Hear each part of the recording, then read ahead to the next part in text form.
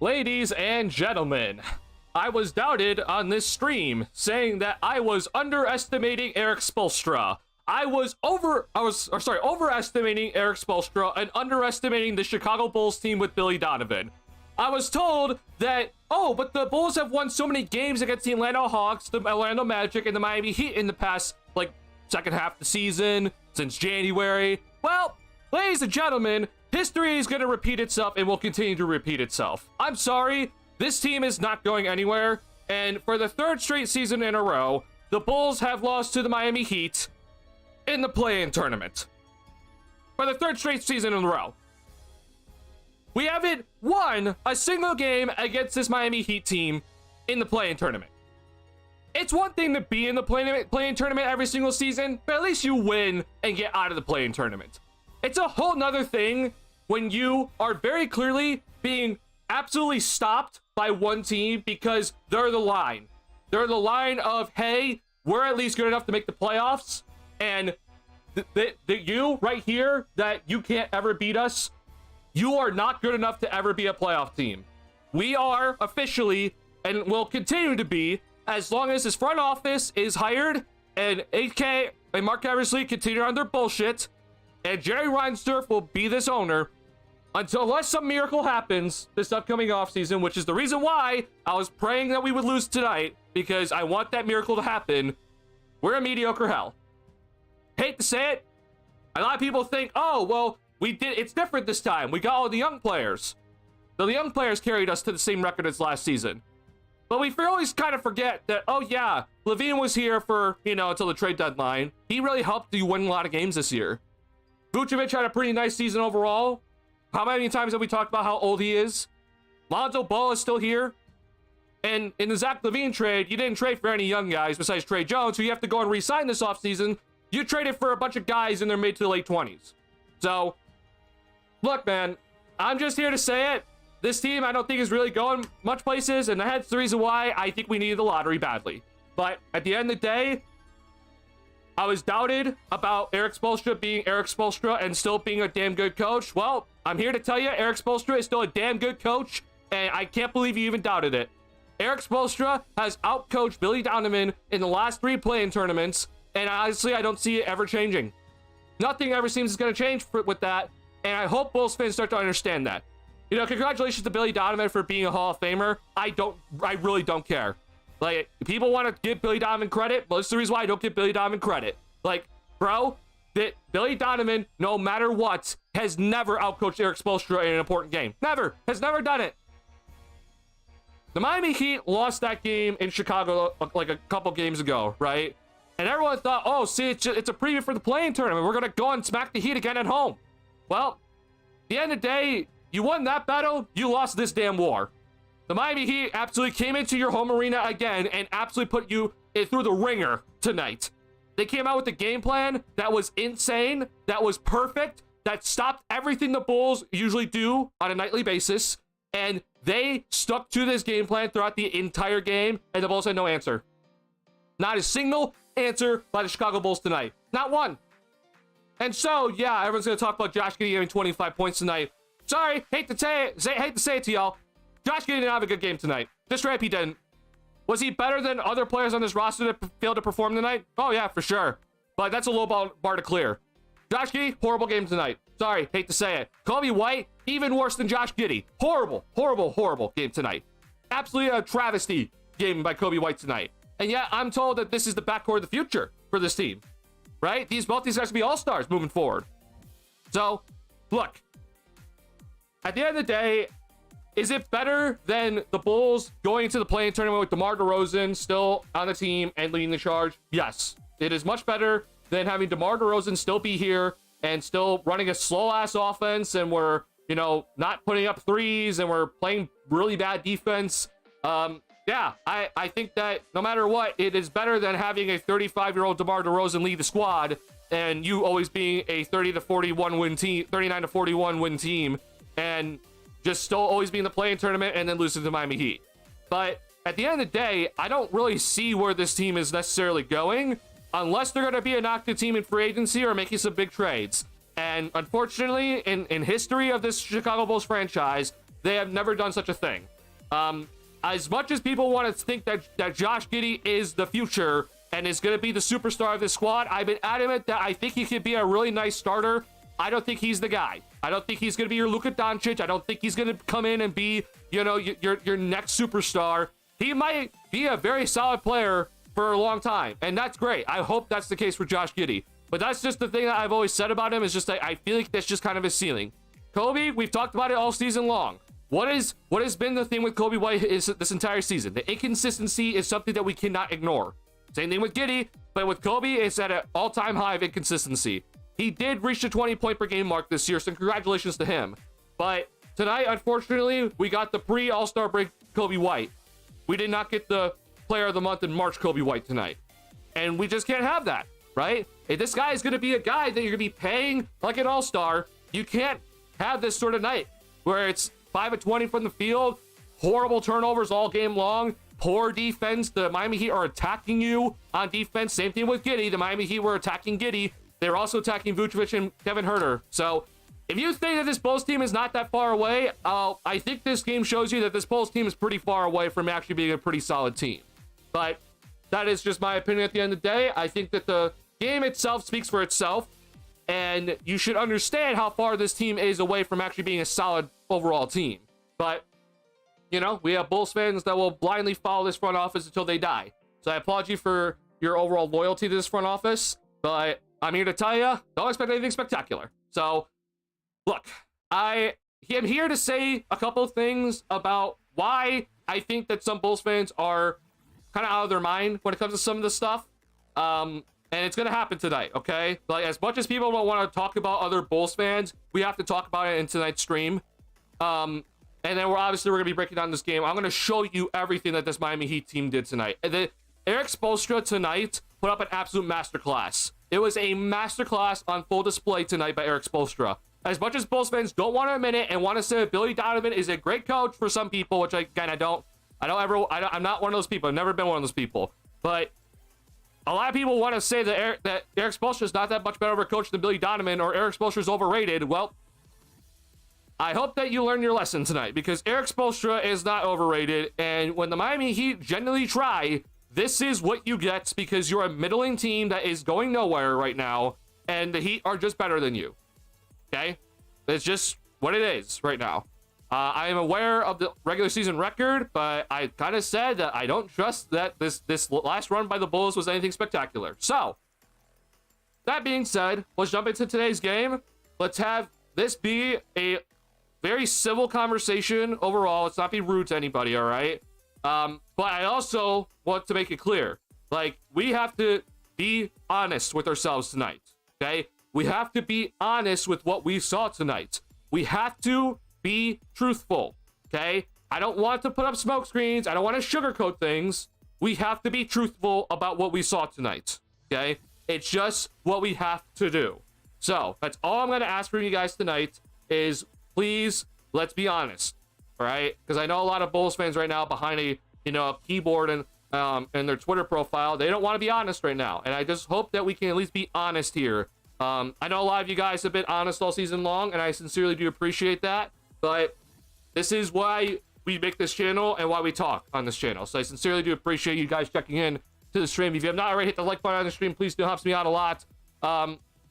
And I sincerely do appreciate everything from this season. It's been a fantastic season overall when it comes to this channel. I've had probably the most fun I've ever had covering the Bulls, honestly, with this channel. And it's been a pretty ridiculously bad season. So that shows you how much I sincerely do appreciate this channel. And you guys on here, you guys make the channel. This is you guys. This is not just me. It's you guys. So sincerely, I do appreciate everything from this season.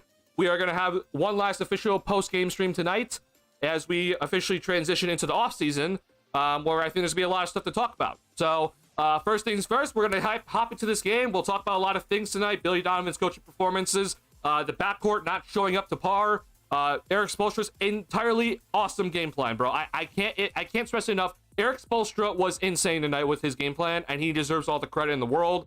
Shout out to Miami Heat players for actually executing it and sticking with it. They did a good job with it. And the Bulls, right now, if you're a Bulls fan, because we are officially eliminated from the playoffs, we are now officially Miami Heat fans. We need the Miami Heat to beat the Atlanta Hawks in the play-in tournament. I think what is that? That's Friday. So go ahead and let's cheer on the Miami Heat moving forward here, because that gives the Bulls better odds in the lottery. So yeah, that's the big setup for tonight. Let's jump into this. Let's go on Taro King. Steph Noah essentially tweeted out that's not the heart of gameplay against the Bulls. Erik Spoelstra stole that lesson. Yeah, bro, I've been saying it consistently. This team has its flaws. The perimeter defense is lacking, but also I feel like the shot creating ability is lacking. The transition game and three-point shooting has been great all season long. I sincerely do appreciate that, but I think a lot of Bulls fans started to feel like that, oh, this team actually doesn't have many weaknesses, when I'm like, I don't know what you guys are really looking at. I think there's some severe weaknesses still on this roster, and hence what it was put on display tonight. That Bulls starting lineup, yes, you're missing some people, but the Bulls starting lineup does not have any good defenders besides Montes Buzelis in it. So that alone should be a red flag, and in a play-in game or a playoff type game, that's what's going to get exploited. He exploited it all night tonight. So props to them for doing it. Horrible D, terrible scheme from Billy. Kobe never showed up. Vooch, awful D. Here, I can't tell if he played amazing, if just a mix with just awful D. Well, I mean, obviously, if you shoot, what was it, 13? Yeah, 13 and 19 from the field, and he hit 9 and 10 free throws. He played incredible. Hero didn't necessarily play bad. He did have the 7 turnovers, but, I mean, I think no matter what, you still got to make the shots, and he made the shots. So, I think Hero played a very good game tonight. He had an absolute masterclass of a performance, and stuck with the game plan. It was stick with the game plan, attack this Bulls team off the dribble, and they did just that. So shout out to Hero, man. Like that was awesome to see from Hero, because I think it's a big display of like, hey, this Bulls team is lacking a lot of things, and put on full display tonight. So on national television. So Erik Spoelstra yet again did his job. There goes my bold prediction. What's going on, Noel? Yeah, I did say, Noel, it was pretty bold, right? I was pretty adamant that I think that he beat this team. I was like, go look at Monday's stream. I said I think that he beat this team. I have consistently been adamant that Erik Spoelstra is different. He is a different coach, and yes, the Heat don't have Jimmy Butler anymore, but same story, right? People, I tweeted out something as I was starting up stream. I'm like, this is Groundhog's Day for the Bulls, okay? We are watching this same Bulls team, okay? And I understand it's no more DeMar DeRozan, no Zach LaVine anymore, no Caruso. Like, oh my God, it's different.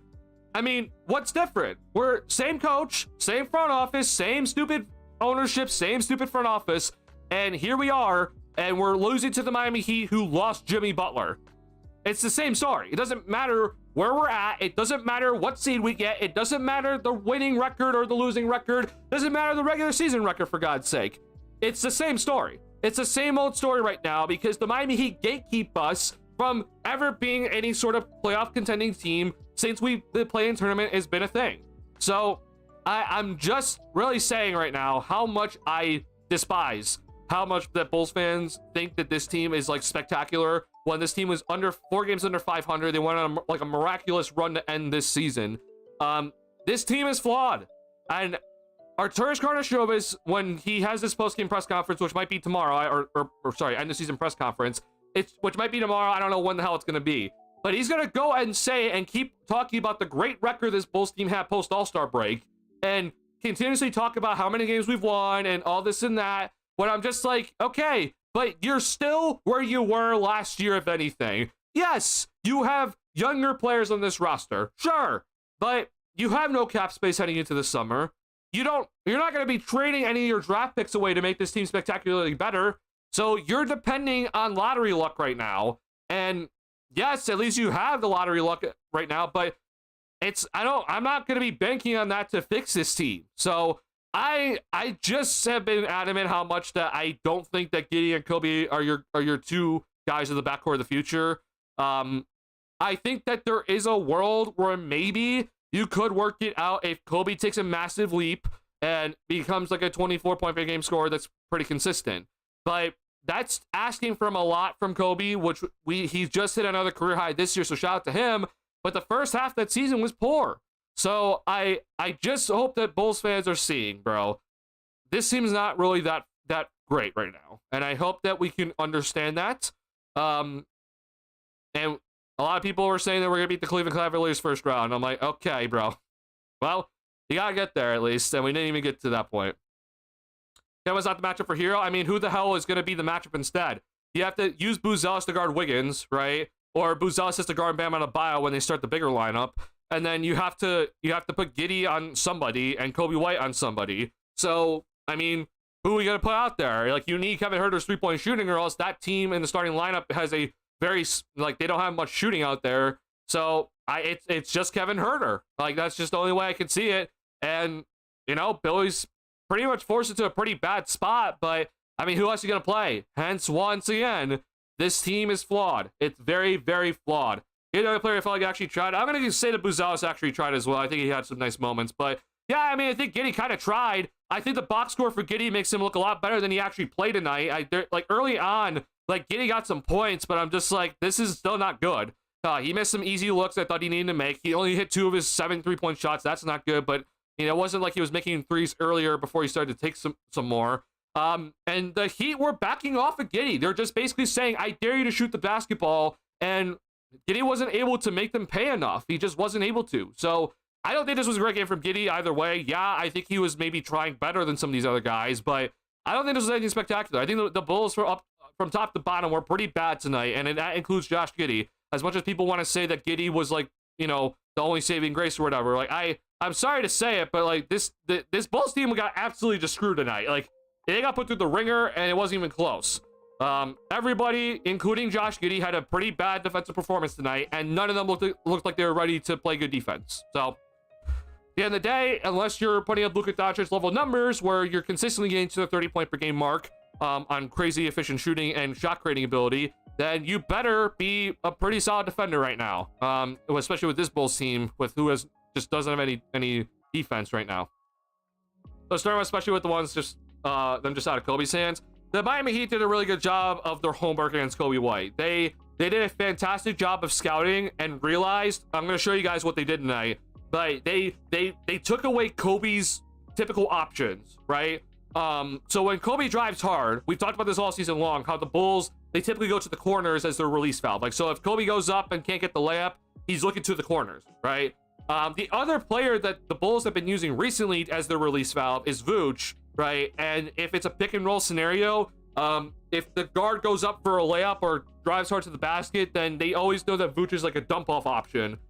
If you watch the Heat tonight, they were consistently making sure that if it was a pick and roll with Bam, with Vucevic, they were consistently guarding up Vooch on that pick and roll. So Vooch is rolling hard to the basket, Kobe or Giddey is going hard to the basket, and they would make Kobe have to slow down because his typical options of passing are no longer there. So they would make Kobe slow down, and then his options aren't there, and you would see that Miami Heat, they would try to take a Vucevic away, and so it really slowed down Kobe to the point where all of a sudden now there's a ball right there for taking, right? When Kobe doesn't have the ability to like quickly make decisions, then he's vulnerable. So to see how much the Miami Heat scouted that and did a fantastic job of understanding when to come over and rotate and when they needed to block off Vooch as an option, they just completely just took away Kobe's game tonight.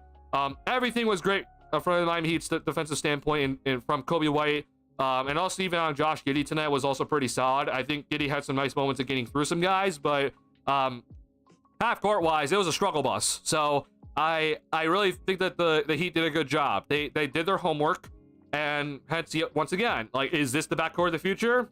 I say no, but you know, Bulls fans are gonna disagree with me on that, and that's perfectly fine. I'll listen to your reasonings, but this is yet again Eric Spoelstra at his finest, just understanding where the weaknesses are.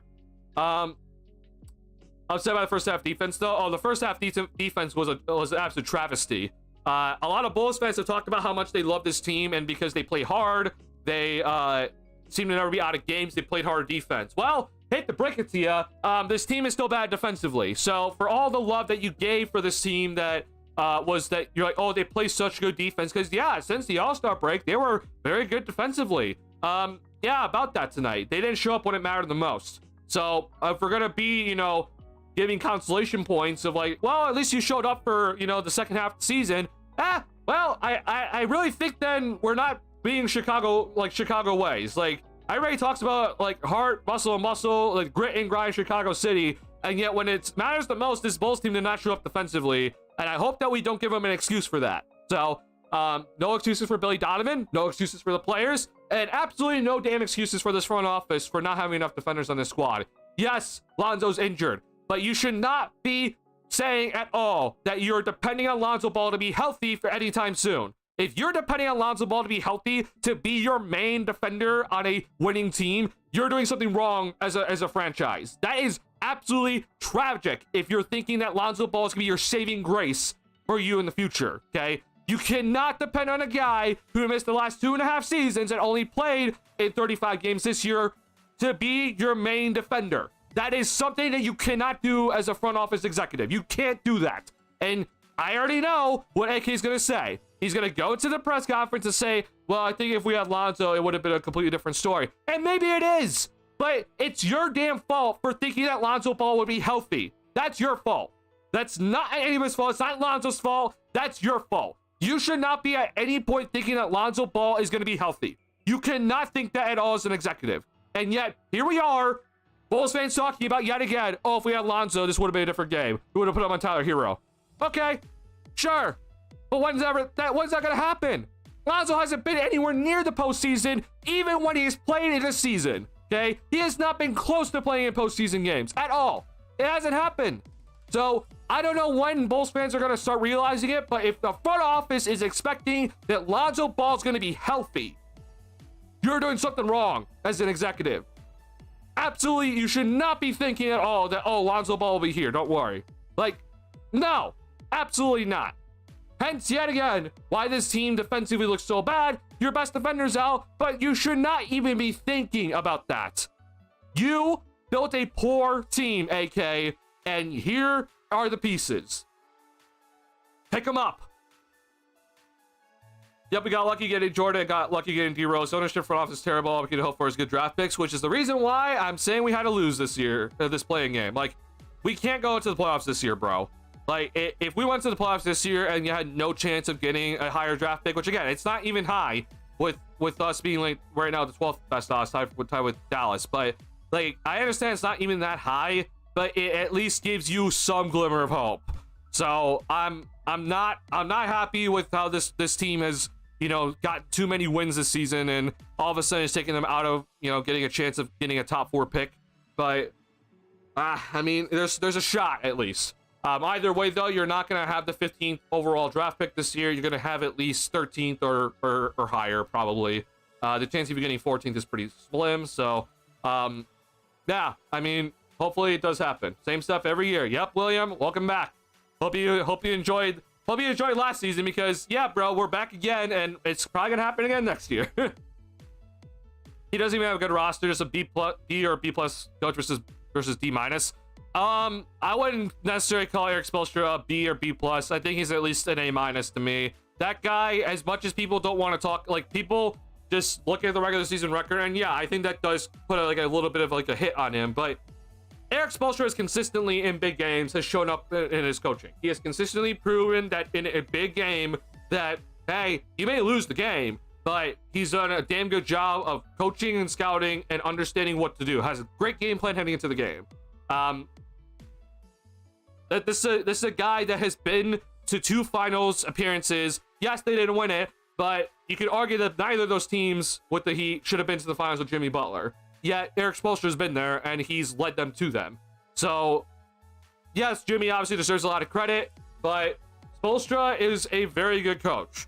And I think people still, for whatever reason, don't want to admit it. But this guy is a Hall of Famer and will absolutely go down as one of the best coaches in this decade and the last decade. I think Billy Donovan may not necessarily be a D- coach, but he's not Eric Spoelstra. He's going to be, you know, inducted to the Hall of Fame. Congratulations to him. He's not Eric Spoelstra. He just isn't. He has gotten outclassed by Eric Spoelstra the past 3 seasons. You know, people want to talk about, oh, it's just 1 game. Well, it's not 3 games. So, sample size is too big. Damn, Kobe got crazy exposed. Pretty big exposed, right? Viper Strike, pretty bad. Billy might at least be a better coach than Doc Rivers. That's a low bar to clear, but yeah, maybe.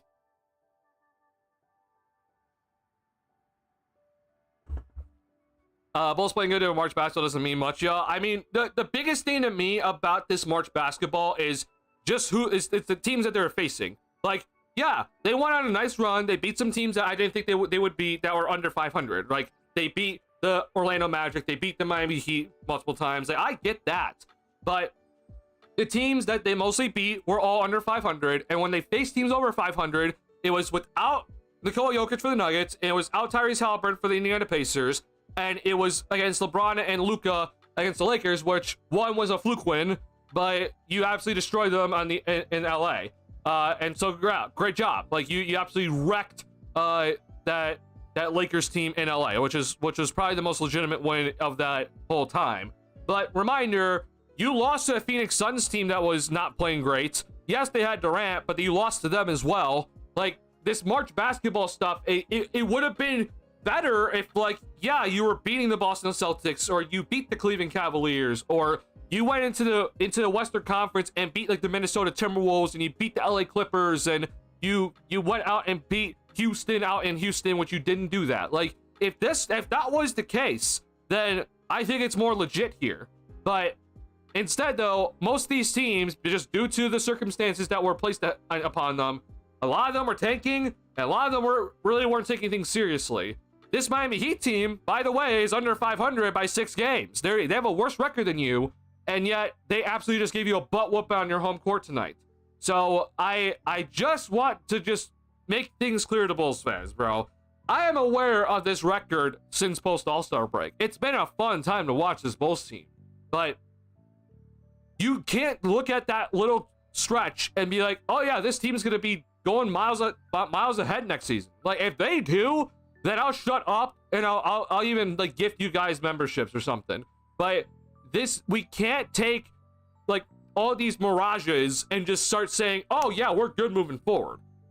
There's definitely more promise than the DeRozan, Levine, and Vucevic-led Bulls. I understand that there's that, but we cannot be thinking that this Bulls team is suddenly going to be competing in the first round next season in the playoffs. Like, there's a long way to go. There's got to be a lot of moves made, and we don't have cap space. And I don't really see AK really sacrificing any more draft picks, which I hope he doesn't.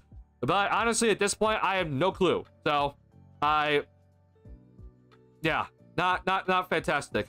The Bummy White experience going on, Box. Yeah, bro. Oh boy, Kobe. He had some nice flashes off ball. In my opinion, like you said, that this wasn't a good show by him. I wouldn't say horrible. Sure, if you want to think that. I just think that how much Miami was basically saying, hey, Giddey, go and shoot the damn basketball. Like, he wasn't doing enough. Like, I think that shows you how much the team still don't respect them. They're just basically like, yeah, we're gonna live and die. If Giddey, like, drains, like, 8 threes against us, then we'll live and die by it. But they were saying, like, all right, we're gonna put Bam Adebayo on you. We're gonna go under pick and rolls. We're gonna switch heavy against you. And we're going to dare you to beat Bam Adebayo, Khalil Ware off the dribble. We're also going to back up and dare you to shoot the 3-point shot. And it wasn't enough. Like, it's just not enough from Giddey. So, I'm aware of his injury. I hope that that's not going to be anything too serious. But, at the end of the day, you're still playing. He wasn't really on the injury report. So, or, I mean, he was. But they were just like, yeah, don't worry about it. So, got to show up when it counts, right? Is busted defensively breaking everything on their side of the floor. I mean, bro, Kobe had a horrific game, bro. This is unacceptable from him. I don't think he played amazing. I definitely think he played on giving the house was burning around him from Kobe and Vuce played okay. I almost think though that he kind of did this and it's mostly out of necessity. And if you're depending on Josh Giddey to have to go and give you points, you're cooked. Like, that's something that this Bulls team shouldn't be even like at that moment where it's like, holy crap, we need Josh Giddey to like bail us out of possessions here. You're cooked. So sure, maybe I'm being too harsh on him, but I don't think this was anything spectacular or anything special from Giddey. I wouldn't even say this was a solid performance either. I think this was just very, very, very underwhelming from Giddey. So I'm not happy about it. I think a lot of Bulls fans are gonna look at the box score and say, hey, look, 25 points. He he got 10 rebounds, and I'm just like, okay, cool. But he had a lot of missed opportunities tonight. He also was clearly not finding his teammates like usual, which is like the main thing that Giddey brings. And yeah, he got some points tonight, but wasn't like it was the most efficient shooting night from him. So I think, credit to Miami again, but it's just, if you want this guy to be this sort of guy, like that is going to come out and be your consistent scorer on a nightly basis, to handle the ball and do everything, I expect more. And I don't think that's bad of me to say, because I've been told that this guy is the next Luka Doncic from Bulls fans. Okay, let's see it then. And this Miami Heat team, like we said, they're 16 under 500. This isn't a spectacularly, like, you know, Oklahoma City type team. Like, if this is Oklahoma City, then, like, okay, this is a different story. This is Miami. So, yes, Miami's been a top 10 defensive team all season long, but they're not Oklahoma City. Like, you gotta perform when it matters, man. And here we are. The one thing I will give you, though, Charles, is that, yes, the house was burning down around him. So that is true, where no one else is really doing anything. So that does put a lot more pressure on him. So I'll give him that. Still, though, even before all the pressure's on you, where, like, you see guys are struggling, you gotta come out. You gotta come out and be strong. Pretty rough start to the game for him. He then got some points. Got to about 8 points in that first quarter, which were necessary. But then it wasn't anything like majorly great from him. So I'm not sitting here satisfied from this performance or anything. So as much as I want to be like, hey, you know, trust this post All-Star break run from him. We're gonna come out next season. He's gonna be averaging like 22, 10, and 8. Like, this sort of game isn't gonna be that sort of confidence where it's like, yeah, got to 25 and 10, but I mean, he took 21 shots and it was basically not guarded by the Heat on some possessions. It's hard. So, look, man, it is what it is when it comes to expectations from guys to give the ball to. Billy effed up. He should give the ball to get his hands. Kobe shouldn't be abusing the ball so much. More turnovers than assists. He couldn't hit water. He fell off out of a boat. Yeah, Kobe had more turnovers than made shots tonight. So that just shows you how bad of a game Kobe had. Do I think that Giddey should have the ball more? I don't know about necessarily that, but who else are you going to give it to, right? So yeah, I guess it should have just been Giddey. I think Buzelis could have had some more opportunities. He had some size advantages, but he's a rookie at the end of the day. Watch there be minimal roster changes in the offseason. But I mean, Taro, I've already explained it. I've said that this Bulls team, I don't think it's going to really change anything. I've already broken down the salary cap situation for this Bulls team. I've broken down how much that this Bulls team lacks salary cap space and lacks assets to kind of really do anything. So unless they move Vooch or they can get Zach Collins' contract off, or, you know, according to some Bulls fans, Kevin Huerter's untouchable.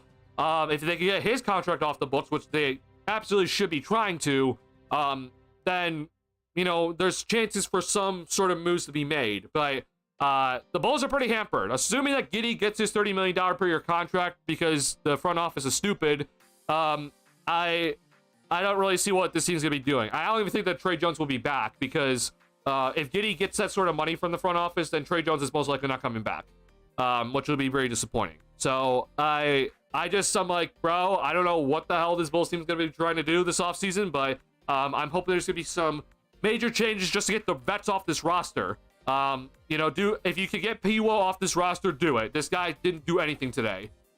If I could get Collins and Huerter and Vooch off this roster, do it. I would personally trade Lonzo Ball. I know a lot of Bulls fans are against that. I'm personally trading him, though. But it's a hard task, and this is a stupid front office. So I have no faith that this front office is going to somehow come out and be like something great and, you know, have a great offseason. I think Billy's middle of the pack, but Billy's just generational. I don't know if I would put Billy middle of the pack. Like, kind of like, if I had to put Billy at 15, I personally probably wouldn't put him there, but I wouldn't put him obviously like 30th. So I kind of always put Billy in like the 20 range area, like 18 to 24-ish. Because I feel like there's a lot of other coaches that people just kind of forget about in this league that have had a lot more success than Billy Donovan. So I'm like, that's kind of just where I put Billy, but yeah, I wouldn't necessarily put him as like the bottom of the barrel, if that makes any sense. But definitely, I think some Bulls fans are starting to realize that he's definitely not top 10. Like, he just isn't. He's very much not anywhere near Spoelstra when it comes to this sort of stuff. And he's probably not near some of the better head coaches in the league as well. So, yeah. 2022-23, that should be 40 and 42. Playing lost to Miami. 20, 23, 24, 39, 43. Playing lost to Miami. Yep. Can someone tell me what the game plan for AK? The game plan for AK is that he got the extra home game this year, like he did last season as well. And so for AK, he just plays both sides of the card. If you guys did not read this, if you didn't read this article by Drew Stevens, who does a great job with Chicago Sports Network, which I'm sorry that he's even hired by them, but Drew Stevens did a really great article. And it basically was kind of talking about how much that AK is basically just playing both sides of the coin. He's just like, well, if we come out and we make the playoffs, then, you know, it's great that the young guys made the playoffs. If we come out and we lose the play-in tournament, then at the end of the day, it's like, okay, well, we're going to go into the lottery, and then it is what it is. Here's this post. It's by The Bigs. This is Drew Stevens. But basically, if you look through it, it's just like, wow, like it just shows you how much AK is aiming for mediocrity, and yet people don't want to admit it. Yes, we are younger. Yes, we are younger without Levine, without DeRozan. But at the same time, I've been adamant that this team is not rebuilding, and we're just actively looking to build the next mediocre team.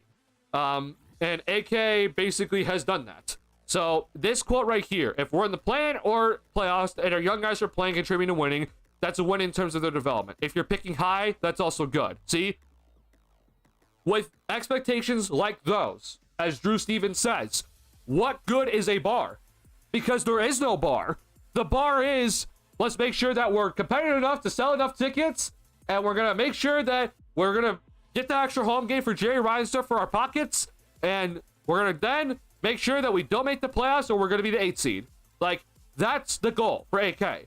It's nothing special. It's nothing spectacular. It's we're building the next iteration of the mediocre team. That's what he's doing. It's just that the guys are young. Therefore, it's like, oh, wow. Like, we can just keep these guys forever because they're young and they're not aging vets. And, you know, we're not going to lose our jobs because we kept the 35-year-old DeMar DeRozan here still. Like, we're just a young team that hopefully, even though we continue to be mediocre, that our pick is going to land high once we lose in the playing game. Like, that's the game plan. So I'm just annoyed. I'm heavily annoyed by where we're going. I'm also annoyed that there's so many Bulls fans that are basically, they're sucking up to this front office saying that they did something like generational this year by trading Zach, by trading Caruso for Giddey. I'm sorry, those are not anything spectacular of a moves. I was wrong because I thought the Bulls would be a bottom 10 team still. They clearly didn't do that at the end of the season, but they did make the playoffs. So where are we? We're still in mediocre town, which is pretty sad. Didn't his own D from Billy confuse the shit out of Buzelis as though he had never played it for that stretch and the communication went horrible for that stretch? I'll show you what Miami did. Like, I promise you guys, there's going to be a major film breakdown in this stream. I'm going to show you what Miami did today, and it was honestly great. I think Buzelis definitely didn't look too great in the zone, but that's not necessarily all his fault. Miami picked apart the zone defense the correct way that they should have. The actually good coaches what the Rockets and Oklahoma City have. They also have very good teams, and I don't think this Miami Heat team is like that amazing. But yeah, I mean, even Udoka, which, you know, forget the off-court stuff, but like he's very good. Joe Mazzulla is phenomenal. He's an absolute just a giga genius when it comes to some things. Very clearly, Mark Daigneault has the coldest seat of all coaches. Michael Malone just got fired, but he shouldn't be fired. He's a phenomenal coach. And, you know, Kenny Atkinson this year obviously looks like one of the better coaches in the league. Steve Kerr, people want to shit on him, but he has won many championships, and honestly, he did a phenomenal job in that Memphis game and picked apart that Memphis team pretty well. He did a great job, and people don't want to give him that credit, right? Ty Lue, people forget about how good of a coach he is. Like, I feel like people kind of just forget all these guys, and it's like, oh, wow, we're naming all these guys. When does Billy come along? It's like, not anywhere near those guys. Promise you that. Famous players that find different solutions. The whole Adams Alfie combo that gets nearly half offensive rebounds and uses threes much yet wins. OKC, everything who had no center. I mean, yeah, these guys adapt, right? They did the best out of their teams. I mean, Gillies actually tried to come back in this game with lineups of Giddey, Kobe missing in action, White, THT, Marcus, and Vooch, who was supposed to make stops. Only Boosie plays D. No, I understand that, but I think that there could have been a better game plan to attack this Heat defense. Like, there's certain guys that you need to go after, and namely Hero, Duncan Robinson, Alec Burks, right? Like, you got to go after some of these guys defensively, and they just didn't do that.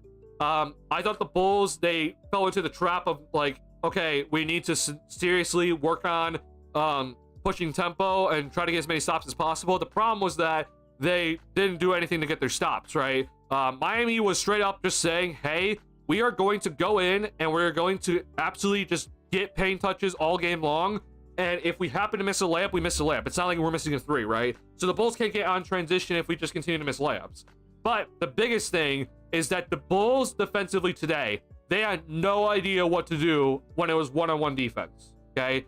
The Bulls seem to kind of have their pick and roll defense kind of maybe a little bit figured out. But the Miami Heat, what they did today was they were basically saying, hey, we see this is a bad defender over here. We're going to run this sort of action, get maybe a switch, or we're just going to have this guy ISO, or we're just going to attack this guy. And the Bulls weren't ready. They had no idea what to do. They didn't have any game plan against the typical actions from Miami. And then they had no game plan against the typical stuff that we see from, like, guys like Hero, you know, guys like Andrew Wiggins. They had no idea what to do. They were lost. And hell, Davion Mitchell had a good game against us tonight. That's the part where it's like, that's inexcusable. It's like, if Tyler Hero goes off, sure. If Andrew Wiggins has a nice game, sure. But Davion Mitchell came in, went 5 for 5 and 15 points. Like, that alone is why I'm saying it was a bad overall game plan from Billy Donovan today. Because yet again, Eric Spoelstra absolutely destroyed him in yet again the game plan. Not saying that this Bulls team is supposed to do anything spectacular. I'm aware of this flaw, but the Bulls got spanked tonight. That's the problem. You got spanked by some role players on this Miami Heat team. That's where it's inexcusable. If Hero went off for 50, you know what? It is what it is. But if you get absolutely killed by a guy like Davion Mitchell, who, yeah, he's played pretty well with the Heat, but he should not be giving you 15 points in a pretty do-or-die game. Like, that's bad coaching. That very clearly shows the guys didn't read the scouting reports. They didn't know what to do against Davion Mitchell. They were lost against him. I'm like, why are guys running after this guy like he's like Ray Allen at the three-point line, and then they don't know what to do against his drive? Like, they're playing it as if like this guy is like Donovan Mitchell with his handles, and I'm like, bro, like, make this guy have to like really figure out his dribbling package. Like, you didn't play any sort of up-tempo or up pressure up defense until the third quarter. You try to make an adjustment to Tyler Hero to blitz the pick and roll, but that really didn't do anything. Like, it's just bad overall adjustments for Billy, and he didn't come with the game plan. And it just, people have to admit it. It just is what it is. We're gonna manage Dor and AC play unique style center. Yeah. Team needed stops to Giddey uses transition strength. Well, I mean, Giddey could also help with that. Giddey got back cut like 4 times tonight, but with pretty poor defense by his part. So, you know, he's part of that problem. No lots of stuff, but no rim protection showed the most to me with how easy those line drives were here early to get rolling. See, as much as I want to say, like, yeah, Vooch did not help tonight. To me, it was poor perimeter defense was the bigger issue tonight. Vooch is bad, but to me, everybody on the perimeter tonight didn't show up. Like, between Dale and Terry, like, it doesn't matter who was playing tonight. Like, to me, the biggest issue tonight was the Miami Heat were absolutely killing the perimeter defense from the Bulls. They did not, the Bulls stood no chance on the perimeter tonight because, yet again, the game plan's poor. The guys aren't ready. They didn't read the scouting report, it looks like. They didn't know what to do. And that's how bad this team is right now. Yes, they lack defenders. They could have put a better performance, though, tonight. Straight up. Boozy is good, a young athletic player, not Superman. You can't expect him to be helping / covering the perimeter at the same time do a suicide run and rim protect drives. No, I completely agree. They can't depend only on him. Hence why Patrick Williams could be important, but yet here we are yet again with another dud from him. P-Will is doing literally nothing with this group, and it sucks to see it. The Hawks would have stopped the Bulls, even the Bulls won. Hey, I don't really know about that. The Hawks look pretty. They're kind of in a rough spot right now without Jalen Johnson, but I mean, yeah, there's definitely a chance because the Hawks play fast and they can keep up with the Bulls' tempo. But yeah, Daniels completely owns Gideon matchups. They lack Johnson. Yeah, Zach already defined matchup boost neutralized. Yeah. No, we don't have faith in never have. I mean, yeah, you've been adamant about that. I've been saying that I'm like, hey, I gotta see consistency, and yeah, nice march, but Hawks do crisp backward passes to own Vooch. I mean, the thing that would have killed the Bulls is the Bulls pick and roll defense with Vooch. Like that would have absolutely been destroyed with the Atlanta Hawks on full display because Trae Young would have just killed them with Okongwu and running the pick and roll with him. So that would have been my biggest thing. Also, then the Bulls' lack of transition defense would have probably been on the full display. But yeah, I could see it, but I won't lie, the Hawks look pretty bad against Orlando. So who would have known? But again, Eric Spoelstra, bro. I don't really trust Quinn Snyder, really. But yeah. They would have put Gideon Wiggins to put Booze on Hero, maybe. Okay. I guess maybe that could have happened. But I mean, Giddey was on Wiggins for most of this game. But yeah, maybe you could have put Booze on Hero. The problem is just yet again, if you take Booze Ellis off of Bam, then you're putting him on Hero. Then Kevin Huerter has to guard Bam. Like, rather than feels bad on Giddey play is strength this transition. The lack of D took plenty of that away. He's gonna skill when the team has 0D, right? But he's also part of that problem. Like, he doesn't bring defense, so like he has to be part of that equation to bring the defense. Hence why I'm saying this wasn't that good of a game for him tonight. So again, unless you're gonna put up Luka type of numbers, then I need you to play defense. And he got back cut like 4 times tonight. I just want to say, love your content. You're very entertaining, really informative. I appreciate how you give facts and analysis and not pulling out an opinion out of us like casual fans. I appreciate it, Taro. Look, man, I'm not perfect, and hell, you have every right to disagree with me. But the one thing that I think I at least give you guys is that, listen, bro, I am gonna give you my straight, honest truth, and I'm gonna back up my arguments with good support and evidence. So, if you disagree with me after that, that's fine. You have every right to that opinion, but I'm here to give you the evidence that I think has led to my conclusions. So I sincerely appreciate you guys listening to me, and you guys have the right to your opinions as well in chat. So I appreciate everything. That's just disappointing. Yikes. Pretty bad, right, Tyler? Pretty disappointing overall everywhere from everybody. It honestly wasn't anything good at all, besides maybe like Buzelis at the beginning of the third quarter. Trey is the main defender at the moment, not going to cut the needs, but he is the one who have helped this game the most.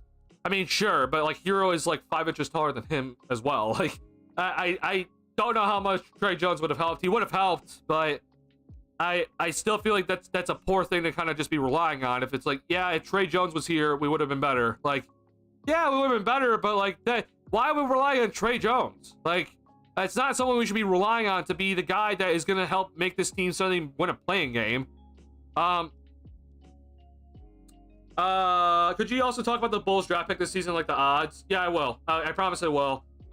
We still don't know fully what's going to happen, because if Miami beats Atlanta, then the Bulls have better odds, but I will talk about it for sure. I mean, the only reason they made it to the finals was Jimmy and Spoelstra. Well, I don't think that's the only reason. Like, guys like Caleb Martin really helped them make it to the finals. Hero blasting onto the scene in his rookie season really helped, but Spoelstra helped with a lot of the defensive game plans, and especially with like teams that had very clear weak defenders on the roster. He did a good job of covering up for those guys, and Spoelstra was a huge part of that. So I really think that Spoelstra deserves the credit for taking a lot of teams that were not anywhere near the top 4 seeds and making it to the finals 2 years. Hey, I'll accept. Cavs, OKC, Rockets, Celtics among the best coaches this season, who also now have some of the best rosters. A few others I would give it A to. Eric does some hardy teams worse with the traditional Heat culture. Yeah.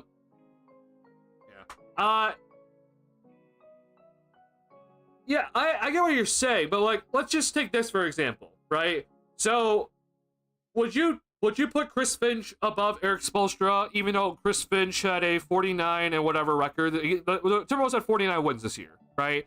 So, well, I understand that it's like we're looking at record stuff, but would you take Chris Finch over Eric Spoelstra as your head coach? Like, me personally, I am taking Eric Spoelstra every day. I don't trust Chris Finch whatsoever. I'm sorry to say it, but I am not a person that trusts Chris Finch at all. So, yes, the Timberwolves had 49 wins, and 49 wins in the Eastern Conference gets you the 5 seed. But I personally do not trust Chris Finch at all. I'm trusting Eric Spoelstra over Chris Finch. JB Bickerstaff. The Detroit Pistons had 44 wins this season. Are you trusting JB Bickerstaff over Eric Spoelstra? I'm personally trusting Eric Spoelstra. Like, if I had to pick a coach that is going to be leading my team between JB Bickerstaff, Chris Finch, Eric Spoelstra, and hell, Jamal Mosley, let's just put him in that equation, I am picking Eric Spoelstra. I don't care about the record. I don't care that the Heat had a worse record than all those teams combined. I don't care that the Heat were under 500. I am picking Eric Spoelstra. Like, that's a guy that has been and won multiple finals, okay? This is a guy that has been one of the best game planners I've ever seen in my lifetime watching the NBA. He has consistently brought good game plans when it's mattered the most, and he puts guys in the best position to succeed when it matters the most. I understand that there's all this regular season stuff with Miami that's weird. Like, Jimmy would just, like, kind of take the regular season off when he was here. And yeah, Miami at times, it feels like I don't know what they're doing in the regular season. The 10-game losing streak was rough for them this year. But at the same time, I am going to trust this man that I have seen win multiple finals and go out and bring teams to other finals appearances that I didn't think that they deserved. This is a guy that has been lasted as one of the longest head coaches in the league for a reason. There's a reason why that the Heat kept him around even post LeBron. Like, this guy is that good. This is by far one of the best Hall of Fame coaches right now that is currently coaching. Okay, I think people just, they look at record and everything, and it's like, yes, I get it, but at the same time, bro, I think this Miami Heat team is just in like a really weird spot at the moment. So I'm not expecting them to go on and get 50 wins every year, but when it matters, right, in a one-off game where the season's on the line, here you are. So look, they could go and lose to Atlanta. Like, I'm not saying that they're gonna win it against Atlanta, but they have a pretty good shot at winning that game. So I wouldn't bet against them in a lot of situations. Well, it's Bulls home on home court record. Forgot about that. Let's add that to excuse for fun poke. Yeah. Oof.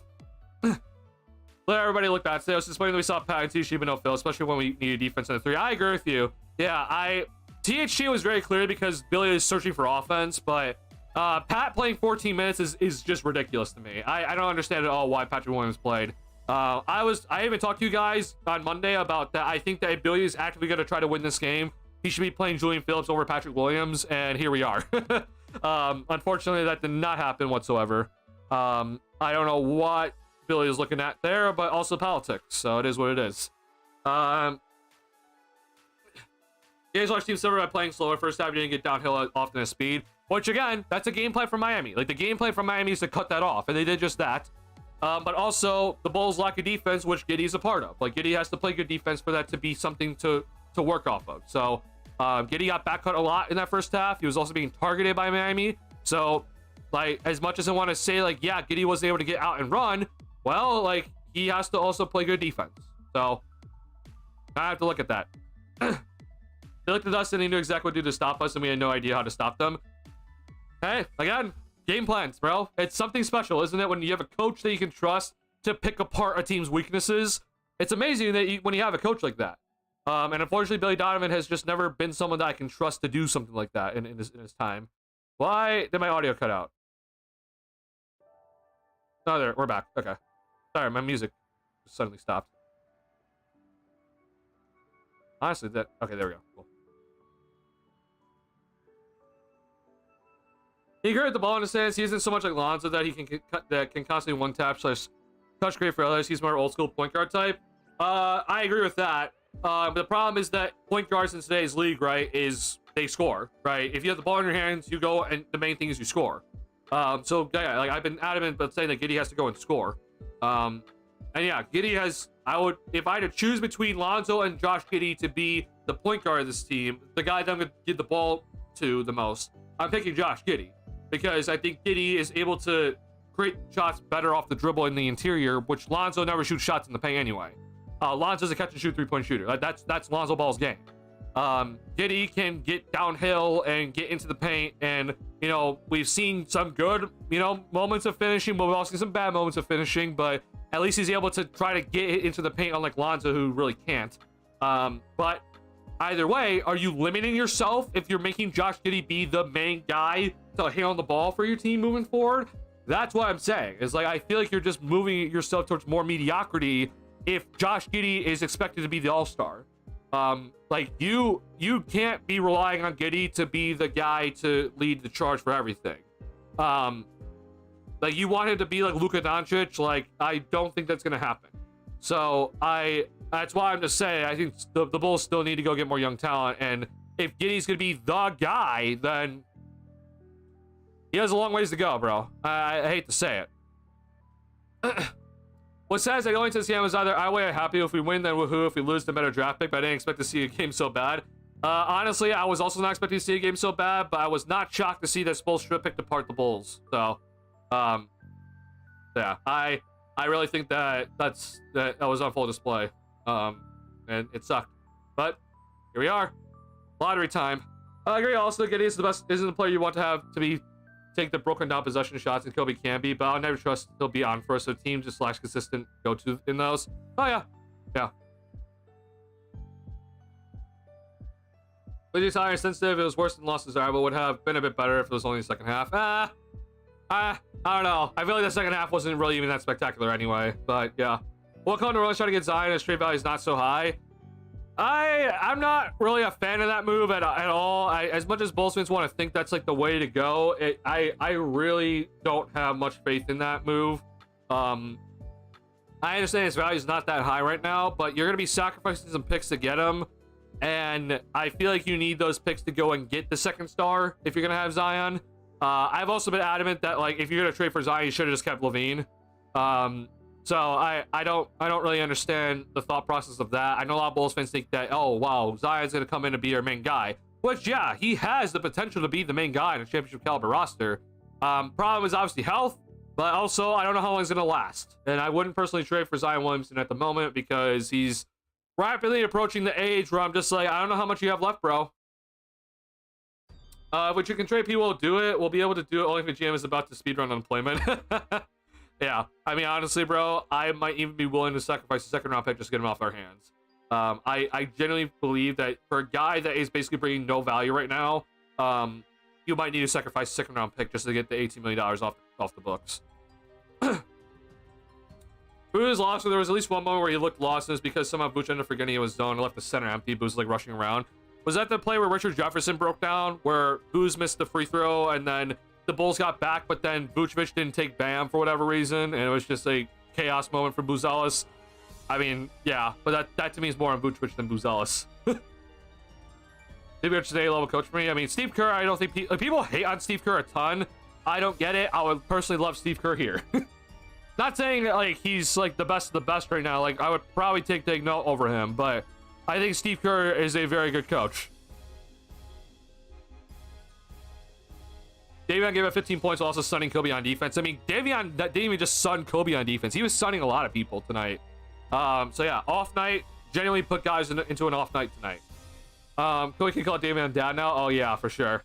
It's unfortunately, Davion is Kobe's father for at least for now. Without Io to kill Trey, I wouldn't give us a lot of chance against the Hawks. I wouldn't either. I would have said that I think the Hawks still win it, but yeah, the Hawks didn't look good against Orlando, so maybe there's a shot. But yeah, I would agree.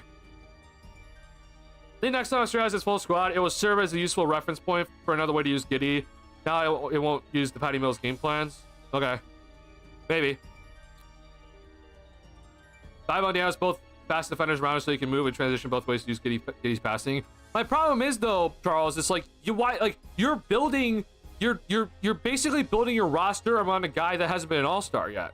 Like, can he get there? I hope, but is it worth funding resources into him, like getting great defenders that, you know, heavily help accentuate Giddey? Like, is it worth that putting that much resources into that, or do the Bulls need to go and, you know, find their actual guy to put resources in? Like, that's my only thing. Much of this team gonna be a little bit. I actually think it won't get them, but Schneider would actually have a style that works for the Bulls at the moment, and like be crafted into a reasonable time frame with a few chances. Oh, Schneider, I see. Okay. For sure, I would take Eric over Finch, yeah.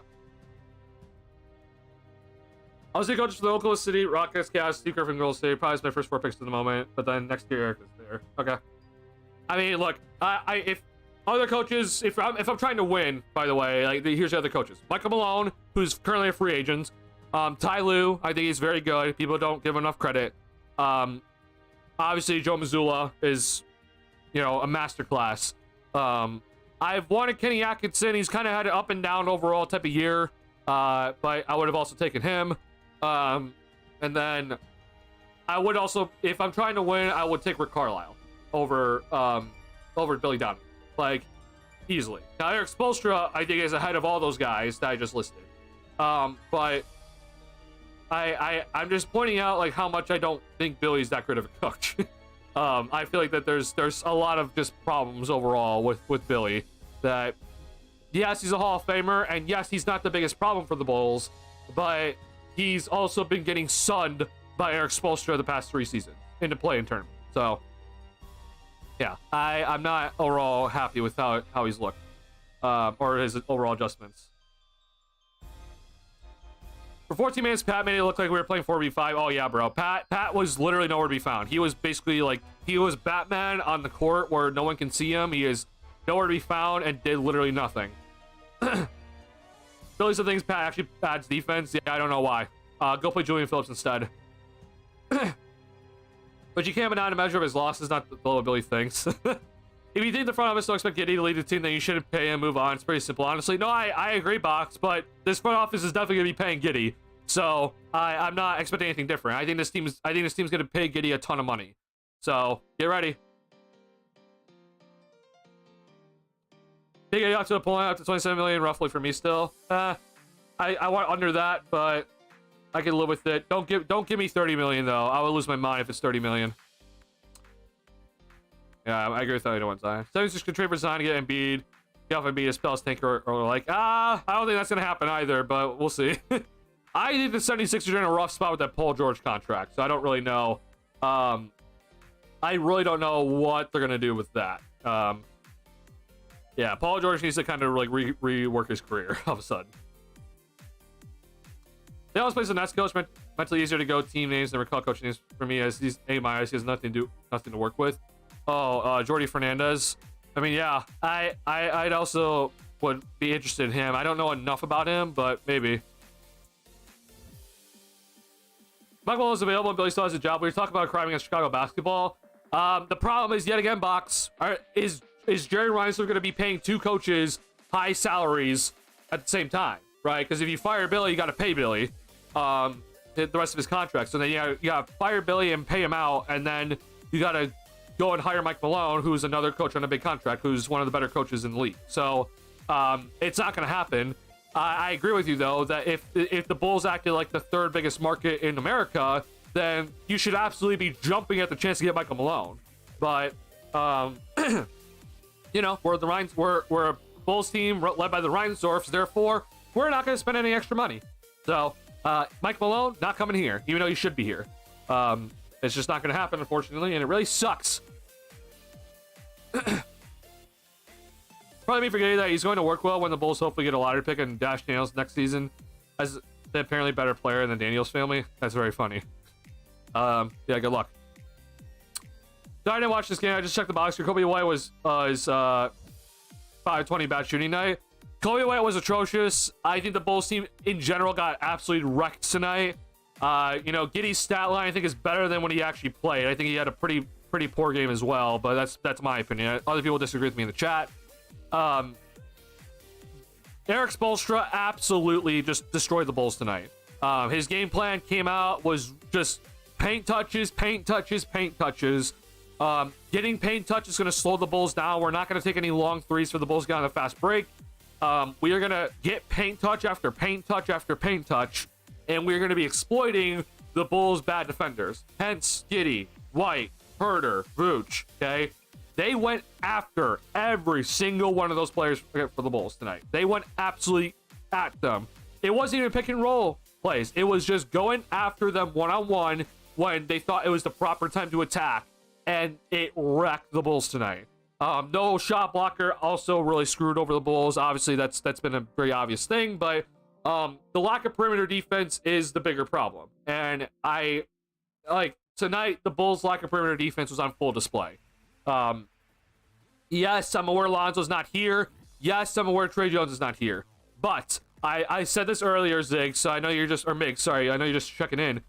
I said it. You should not be at any point trusting that Lonzo Ball is gonna be healthy. If you're the front office right now and you're like when AK has his end of season press conference, he's like, well, if we had Lonzo, it would have been a different story, and he would have been a major part of our defensive game plan. It's like, okay, that might be true. If Lonzo Ball is healthy, yes, he's a big part of the defense. But if you think that you can trust Lonzo Ball to be healthy for a postseason game, you, as an executive, are doing some of the worst things I've ever seen. You don't know how to be an executive. You are being a stupid person thinking that Lonzo Ball is going to be healthy for you come the postseason. Like, you just can't think that. Like, there is no way in hell you should be thinking, oh, don't worry, we'll have Lonzo. You should be preparing as if Lonzo Ball will never play another game. Because Lonzo, even though his knee is fine, like, he's just injury prone. We knew this before the knee was an issue. Like, you cannot be thinking that, oh, don't worry, we're going to have Lonzo Ball moving forward. Like, if you think that, bro, you are an absolute imbecile, bro. I cannot believe that I know what AK is going to say, but if AK actually does say it, I'm going to lose my mind. If AK comes out and says, holy crap, what, like, or comes out and says, oh, don't worry, we should have had Lonzo Ball. If we had Lonzo Ball, it's a different story. Which, yeah, it would have been a different story. But guess what? Lonzo has not played a single bit of postseason basketball in his entire career, all right? Like, he's either not been on a playoff team or he hasn't been healthy. And in the 2 seasons he's played for the Bulls, he's played 35 games in both of them, and he's missed the last 2.5 seasons for this year. Like, why are you trusting in Lonzo Ball to be healthy? I'm sorry. Like, that is just how bad of an executive AK is that he thinks that Lonzo Ball is going to be healthy. And here we are. All right, I know lower is viable for Giddey. I'm sticking to my 22 to 27 million range all season is fair. Market ice, you might say allow lower, but I think the range isn't as bad a contract. I think he gets 22 million at least, just because of how well he played at the end of the season. But again, if I'm the Bulls, I'm holding out. Like, if I'm the Bulls, I'm just basically daring him to go get a contract. Like, I'm basically just like, good luck, get the contract. I don't think you're gonna get it. But again, I've been wrong. I was wrong about the Patrick Williams contract, so could be wrong about that. We're paying Egghead to get Billy, who's always very mid coach, pretty compatible with the perfectly mid Bulls. So why not do the same to get one of the best coaches in the league? Egghead was the problem with Egghead was that Egghead was promoted from assistant to head coach. His overall contract, because he was promoted from being assistant to head coach, was pretty small.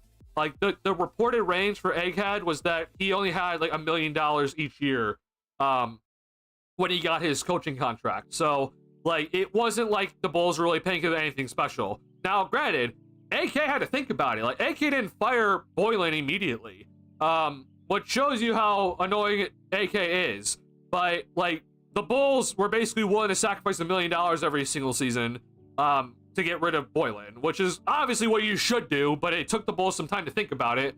Hence, then it's like going in a coach is not that big of a deal. It's $1 million per season. But that's the problem. It's like Billy's not making $1 million per season. He's making probably like at least $6 million a season. So I'm gonna guess more because the front office didn't leak the overall contract details. So I think that no matter what, and I'm gonna assume that Billy has at least 3 years left in his contract, but I don't know. I mean, yeah, granted, if it was up to me, I'm firing Billy, immediately and getting Mike Malone. But money's a problem. That's the biggest problem at the end of the day. So I agree with you, Box. We should be going after Mike Malone if we're actually trying to win. That's the other thing. I'm like, I don't really know if we need Michael Malone right now because I think this team should be rebuilding, but they're not going to. So if you're trying to win, you should get Michael Malone like right now. But front office stupid, Jerry's cheap. Like, you're not gonna get him. See how you treat the Pino Will situation, not checking what the market is going to offer him, and most likely paying him less. They're gonna follow suit with Giddey. Oh, for sure. Yeah, they're definitely gonna. I think the Bulls are just gonna jump the market and just pay Giddey immediately and pay him $30 million a year. That's the incorrect way to play it because again, there's no teams with salary cap space besides the Brooklyn Nets. But it's AK. He's gonna do his whatever. That was a regular. I don't think I'd recommend watching for most. Oh, rewatching for most. Yeah, I wouldn't watch it.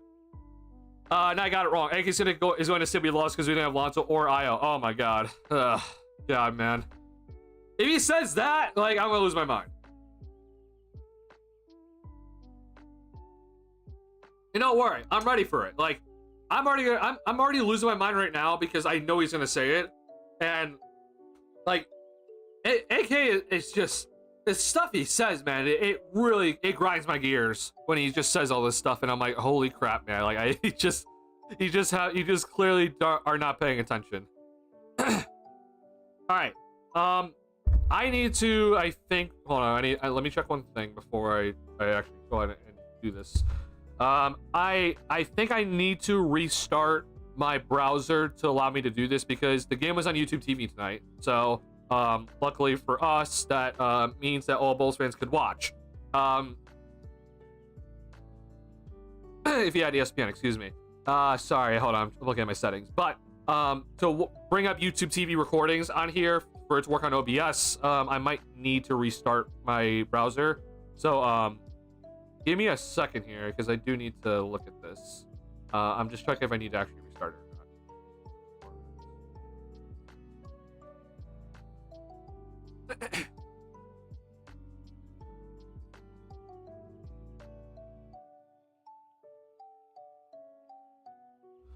Sorry, one sec.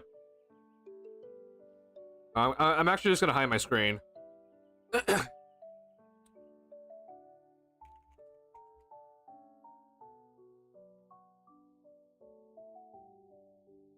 Chrome. Oh,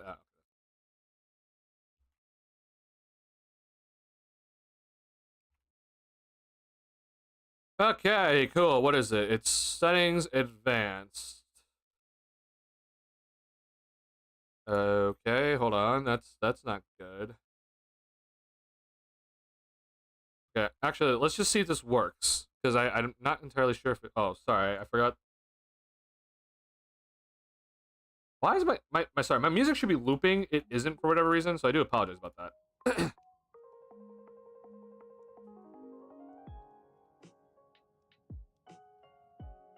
Ah, shit.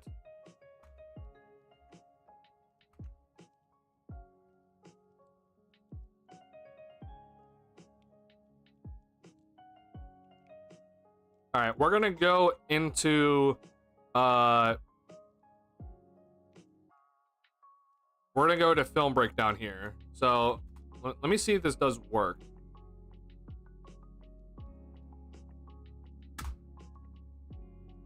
Sorry, one sec.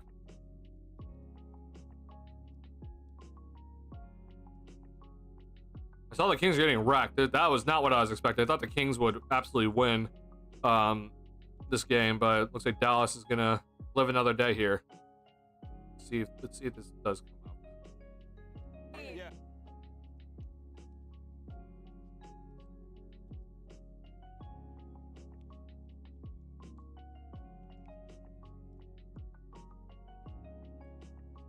See? Okay, it does. Perfect. All right. I was a little worried that it wouldn't, but it looks like we're here. All right, perfect. So, go ahead and give me a thumbs up if you're seeing this on screen, because you should be seeing this on screen right now. You should be seeing the game right here.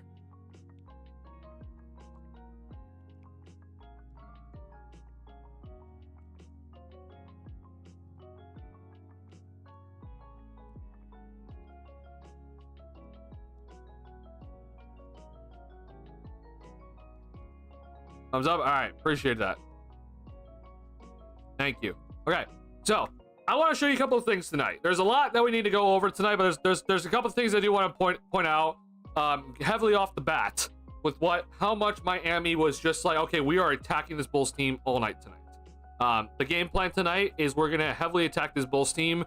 We're gonna go one-on-one against the poor defenders. We're gonna get paint touches, and no matter what, we are gonna be touching the paint on almost every possession. That is the game plan. Whether that results in a layup or actually it results in a three-point shot, right? It didn't matter. The game plan tonight was we are attacking this Bulls team from the perimeter to the paint all night long. We are going to force this Bulls team to rotate heavily and basically dare them to try to block our shots. Obviously, with Vucevic down low, I mean, he got a few tonight, but didn't really matter, right? Like, we don't really care about Vooch's interior rim protection because he doesn't bring any. So I would be, you know, thinking that, hey, Spoelstra did a damn good job. Just to come out of the gate like this and just be like, all right, we are straight up. This is the game plan tonight. Get used to it, everybody. So, let's watch, okay? First possession of the game. Like, immediately, this is how it kind of just went tonight, right? So, immediately, we're bringing, like, we're putting this automatically, what you're seeing here from the Heat, it's just setting things up, right? We're making sure that Kobe, no matter what, is on, like, we're putting it on Tyler Hero as much as possible, okay? Well, I don't want Epcot. I want Epic Time. Automatically off the gate, you just see, though, that the first action was we're making sure that we're bringing Kobe's man, and we're making sure that Tyler Hero has now Kobe White guarding him, right? So, off the bat, you just see what's happening. It was just like, he have a serious, just like, okay, this is what we're doing. We're making sure that we're getting some mismatches that we think can, like, play into our hands, right? So now, right, this is not even, like, the primary play. This is just for later if we need it. But automatically, it's go after this matchup. Giddey is on Andrew Wiggins. We're attacking him off the bat. Automatically, just go. Attack him, right? Didn't get anything out of it, but this is the plan. This is the plan all night long. This is right out of the gate. You saw from the first possession what the game plan is. It's get a mismatch if we need it, and then we're going to be attacking certain guys, okay? So I just wanted to show that, like, you could just see it immediately out of the gate today. Oh boy. Here it is from the Miami Heat. They knew what they were doing immediately. And you saw, like, Wiggins didn't get anything out of it, but that was the game plan, right? It was just go. Here we go. Like, this is it. And so, first play of the game. That's what we got, right? So, inbound play, right? All of a sudden, oh, hey, look, we have this sort of action here. We now, all of a sudden, Kevin Huerter is on Wiggins, but now Josh Giddey's on Tyler Hero. Boy, I wonder who the Heat are going to be going to on this possession to help try to get a playoff. Hey, look, Tyler Hero has the basketball. He's way out of the perimeter being guarded by Josh Giddey. Now we're going to put the two worst defenders, arguably, on the Bulls, which you argue that it's Kobe or Vooch, but you can argue that it's also Giddey and Vooch, but maybe it's Kobe and Vooch. But either way, you're putting a not-so-great perimeter attack defender and a horrible pick-and-roll defensive big in a pick-and-roll, okay? And we're basically saying, all right, guard it, guys. So here's the game plan. We're just going to be attacking them all night long. Hero actually rejects the screen here, so bad job by Giddey to not force him to take the screen. And we go to the basket, and he goes up and he misses it, but, you know. Or, sorry, it was a goaltend, excuse me. So, like, it just shows you immediately at the start of this game, we are heavily looking for matchups, and we are just be attacking the basket all night. One-on-one, pick and roll, doesn't matter. Like, we are going after these guys all night long. And it was just so evident. I was like, wow, Hero's been a guy that shoots 9 threes a game this season. The Heat typically shoot a bunch of threes. They look for threes. And here I am watching this team in the first two possessions. They were attacking guys off the dribble. They attacked Giddey on both those possessions right there. Off the dribble. Didn't really necessarily matter if the screen was there or not. It was just, all right, we see Giddey's on this guy, go. Like, that's the game plan. And automatically we get a bucket out of it. That's good for them. Oh, sorry. Hope I didn't leak anything there. So yeah, that was immediately something I'm like, okay, this is it. We gotta get used to it. Now I want to show you what the Bulls then try to do to counteract this sort of action. And this zone defense, honestly, by the Bulls, it wasn't. We've seen it all year long, but it just seriously wasn't anything great tonight. Like it was very clearly, something where the Bulls they got outclassed yet again because the Heat knew what they were doing against it. Sorry, I'm trying to bring up a possession here. Sorry, YouTube TV is a little bit harder to kind of navigate through, so I do apologize about this.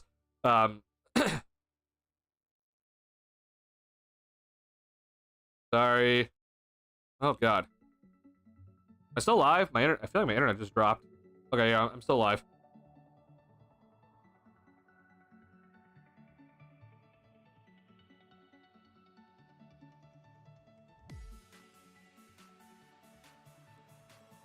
Okay, so I want you guys on when we see the Heat like the Bulls bring out the zone defense for the first time. Like I just want you guys to look at what the Heat did on this possession here that I'm going to be bringing up in just a second. I'm trying to play through it. Sorry, give me a second here. But you're just going to see how much the Heat emphasized where we are going to make sure that we're going to be looking towards guys in the corners. Okay. Give me 1 second. Sorry, it's still playing through.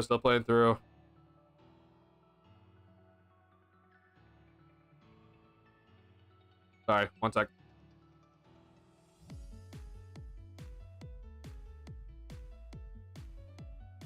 Oh, yeah, there you go. This is the first possession. All right, now we can bring this up. So this is the first possession. It's out of a timeout here where the Bulls decide to go to a zone. Okay, so immediately you're gonna see here. So Heat don't get anything out of this possession, but I just want you to see what the game plan is. Like you can just automatically see what they're trying to do off the bat. So zone defense, right? We have Dale and Terry up here. We have Kobe White up here. Sorry about the quality. I don't know why I just hang. But the game plan is very simple for the Bulls. Is that you have Dale and Terry, one of your better perimeter defenders, up at the top. Kobe White with the speed also at the top of the key. You're gonna actively be trying to use Dale and Terry's length and Kobe White's speed at the top of the key, and then you have other guys on the other parts, the corners that have to make up their ground in certain spots.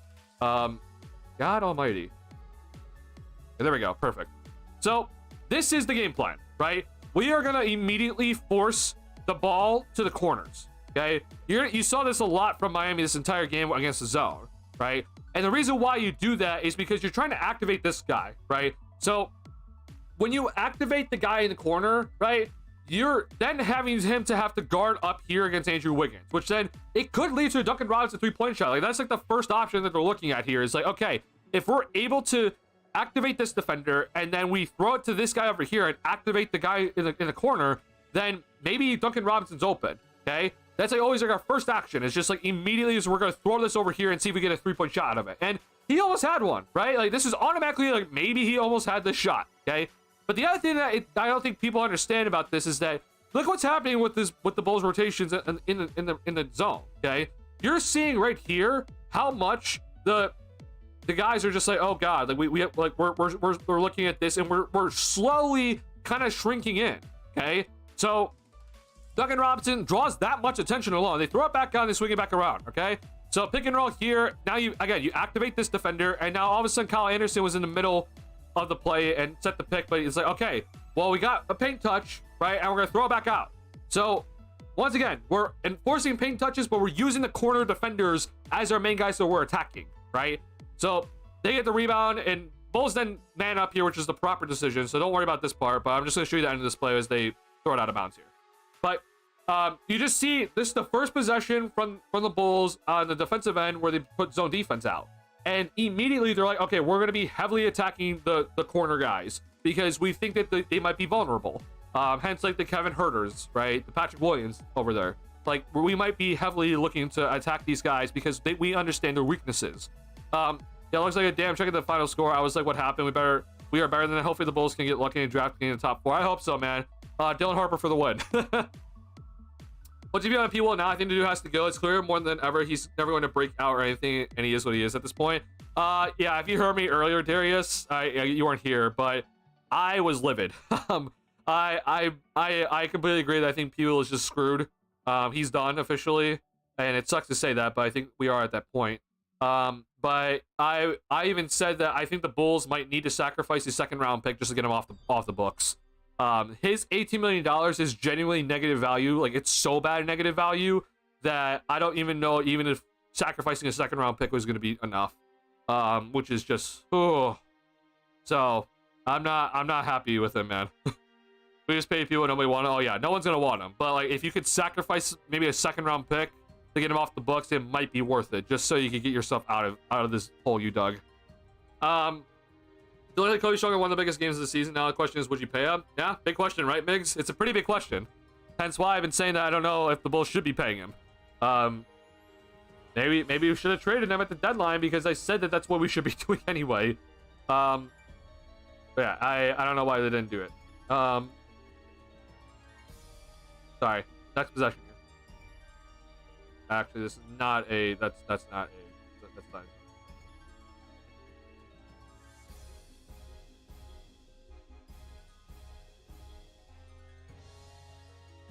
Sorry. It's really hard to navigate through this. I do apologize. Like, I'm like trying to do like the 15-second ahead stuff, but I might have to like individually click. So just give me time here.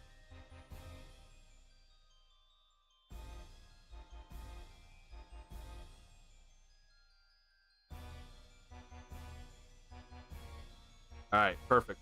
Yep. So let's watch this play. Okay. What did I tell you at the previous possession? Right. The Bulls heavily attack, or the Heat. Their game plan is to heavily attack the guys in the corners. Okay. Watch this play. Same game plan. Okay. Same thing. Wiggins, go. Right. We activate this defender. Then we throw it to Wiggins. This activates this defender. Okay. Then we're gonna throw over to Duncan Robinson and see if he gets a 3-point shot out of it. Okay. Williams recovers. But look at Zach Collins. Like, look at how much this draws Zach Collins over. Zach Collins had to go from here to here in just this little bit of time because he has to be the main help man. Okay. You're seeing how Miami is activating each defender in the zone. They're actively activating each defender to try to open up gaps. Okay. So watch what Duncan Robinson does. Seeing that, okay, Zalins had to come over and help.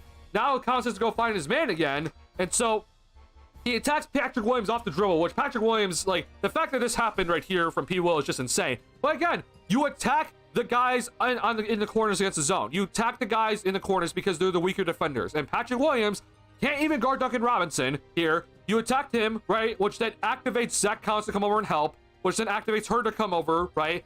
And you're just going to see how much the Bulls are scrambling in this possession, okay? They are scrambling in this possession. They don't know what to do, okay? Move, right? You see that Herter comes up. Good job by Herter, but then you guys see Dalen Terry's running out after Kyle Anderson, okay? Which then Herter has to recover back onto Davion Mitchell, but he's coming out on roller skates, okay? Davion Mitchell drives against Herter now because that's, you know, arguably a mismatch, okay? And you see, once again, the Heat get a paint touch. They got multiple paint touches in this possession alone, okay? They end up missing the shot, right? I mean, they don't even get anything out of it. But you're seeing how much the Bulls are scrambling in this. The Heat had a full-out game plan against the zone defense. So let me go and show you a play where they actually got something out of it. Where, again, the Bulls just didn't have an answer. Like, they didn't know what to do. Like, these are like, you're like, oh, hey, good job, good defense, or whatever. It's like, yeah, you got the stop. But the Heat are actively just, they're looking to attack you in certain spots. And they were just picking you apart in the zone defense because they understand what's going to activate. Okay? Sorry, give me 1 second.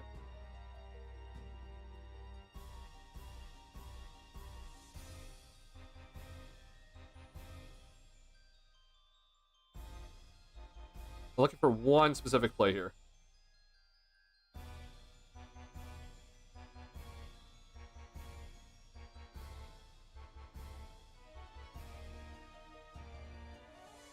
Okay, so even this play here, like, it's not exactly what I was saying, but just watch the action, okay?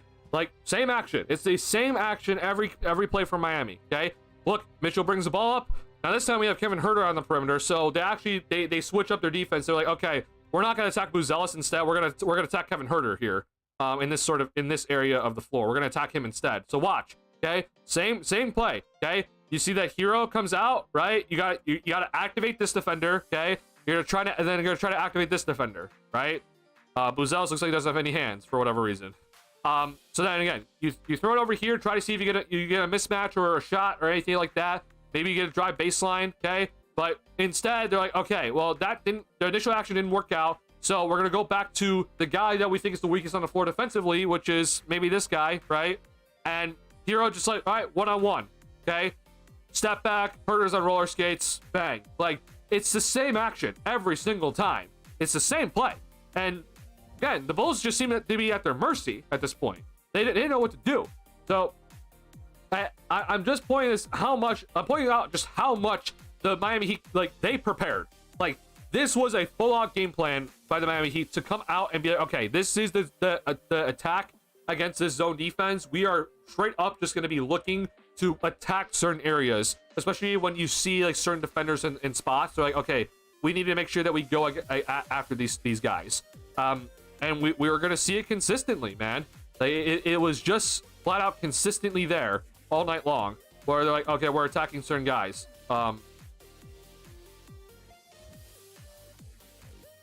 Watch, okay?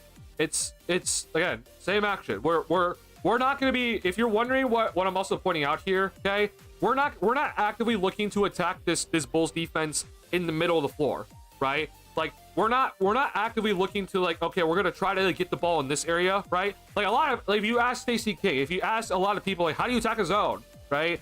A lot of people talk about, well, you put your big man in the middle of the floor here, and you give him the ball, and then you have him kind of be a hub to try to, like, force passes out, because it activates the middle defender to come up, right? So you lose your rim protection. Watch Miami. Like, Miami doesn't do this, okay? Miami has said, we are going to be attacking the zones from this area and this area, okay? We're going to be attacking baselines, right? And then we're going to be attacking individual matchups. So watch. Like, it's the same thing, okay? Look, zone defense, okay? Activate certain defenders. We've activated Herder. We've activated the corner defender, right? Who's also to come up and help, right? So immediately, okay, they're automatically just like, okay, we're looking to attack this matchup. Pick and roll. We have Buzelis here, but the whole game plan is, hey, Kobe White is on Tyler Hero right now. Paint touch, get Hero the ball. Okay? Defense has to keep guys in check. Now the Bulls man up, right? And so it's like, oh, but hey, look, we have a Kobe White here guarding Tyler Hero, poor defender against Tyler Hero, one of the better offensive players, and foul. Like, it's very, very, very simple. It's simple basketball from this Heat squad, and they just spammed it. They just continue to spam this whole entire stuff, this entire game. I'm like, wow, bro. Like, Erik Spoelstra is just a genius when I watch him, man. Like, he is a genius at work when I watch this man. It's incredible to watch. This guy is just so good at picking out certain areas of the floor where he's like, yeah, I think this is a weakness. We're gonna go attack him. Okay. So now we're gonna go back away from the zone here and watch. Okay. We're not even doing anything special in this play. This is the start of the second quarter, right? We're not even doing anything spectacular here. We're here and we're all we're doing. Oh, sorry about that. Rewind. Okay. So what we're doing in this play here is it's not anything spectacular at all. Okay. What we're going to be doing is we're straight up just looking to get Hero a one-on-one to match up. Okay. So it looks like, okay, maybe a pick and roll here. We're going to run this pick and roll, and then maybe it's like a hammer action on the other side, or like, who knows, Davion Mitchell comes up for like a handoff or something like that. No, instead, after this screen is being set by Kalel, where he's going to come over and set a down screen for Tyler Hero to come off of, and Hero just goes one-on-one. Like, it's a simple game plan, okay? It's, all right, well, we want to make sure we get Hero the basketball where the floor is spread, right? So we spread out the floor. We have two guys in the perimeter, two guys taken out of the play completely, in White and Giddey over here on guarding these two guys, right? And Herder, like, for Hero, he has the chance to use the screen, but he's just like, nope, game plan, go attack these guys one-on-one instead. So get past Herder, did a decent job stopping him, but still a paint touch, and Hero knocks down the shot. Like, this was everything tonight. Paint touches, paint touches, paint touches. Make sure that against the zone defense, we attack you from the sides, okay? And we are going to be attacking certain guys consistently. All night long. We're attacking certain guys all night long. And we saw it on full display. It was such a good game plan tonight. And I can't applaud Erik Spoelstra enough for what he did. Unfortunately, then, this play here is just another example where I was talking about the lack of good defense by Giddey in this game. Okay, like, watch, right? Like, the Heat clearly did their scouting report tonight, because watch what Wiggins does in this play. Okay, passes it off, and it's like, oh, well, Giddey like contested, he's gonna relax. Boom, we're cutting hard to the basket. Giddey's out of the play, right? This is inexcusable from Giddey. Okay, this is just scouting report at its finest, where they're like, okay, we're gonna focus on certain guys, where we can get certain guys in bad situations, and automatically we just see it off the bat. We're like, wow, like that's a very nice job by the Heat to understand, okay, this guy is a weak spot. I don't remember what this play was, but was this also, I think this is also where Giddey gets back cut. Yeah, I mean, look, it's same idea. It's, we are attacking certain people on the floor tonight, and they knew that Giddey, like, maybe his on-ball defense has gotten better, but his off-ball defense, when it comes to guarding certain guys like Andrew Wiggins, not good enough, right? Like, Giddey is susceptible to getting back cut in these sort of situations. He doesn't have this foot speed to keep up and recover if he does get caught lacking, and therefore we see these sort of possessions where the Heat are just actively looking for certain guys. So I really think that when I watch this game, I'm like, wow, bro, this was a masterclass in terms of where we're going to be attacking guys. And I'm really shocked at how much Bulls fans had faith in that Billy Donovan is not going to let this happen again. This is Eric Spoelstra. Eric Spoelstra is one of the best coaches in the league, and he straight up tonight was like, this is it. We are going to have a game plan of getting in the paint all night long. And we have different options that we're going to look at. When it's one-on-one defense, man-to-man, we're going to attack certain guys one-on-one. If it's, certain actions where we don't get initially what we want, maybe look for some back cuts against certain guys. Against the zone defense, though, we are running the same play over and over and over again. And it worked a lot. They didn't score every possession, but you just saw how much the Bulls were in, they're in no man's land, where they're just like, we don't know what to do. Our zone defense that we have trusted all season long, getting busted. I think Kobe moved up from the worst defender to the second worst behind Vooch at this point. We need Kobe on a heater. Instead, he came out with Frisch, dribble shooting, and so many turnovers. Yeah, bro. It's rough. Also, why the hell did Jalen Smith not get put into the last quarter? Billy's stuck with Vooch way too long and too much. I agree. I mean, hell, I would have even liked Zach Collins out there just to give us a little bit more defense. But, yeah, man. Billy, once again, getting outclassed in terms of certain decision-making stuff. Yeah. So now let me show you then my next thing of where I think Miami on defense killed the Bulls. Okay. Let me just show you how much they went after certain guys and their weaknesses on this end of the floor. Okay.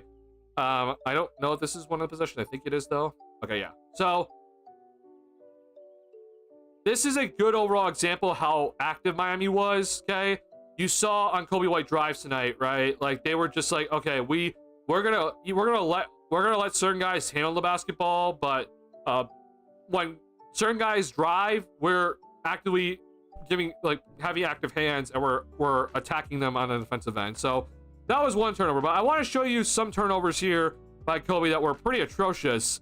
But I just want to show you how much Miami, they were like, oh, we got you in jail. Because there are certain actions with Kobe where it may not necessarily be like, oh, it was like the lack of a passing opportunity for him, but more so like, okay, let me show you the problem that Kobe was starting to put himself in when he would lose the ball or he would, get stripped. And I'm trying to find this Wiggins one where Wiggins just absolutely stole the ball from him.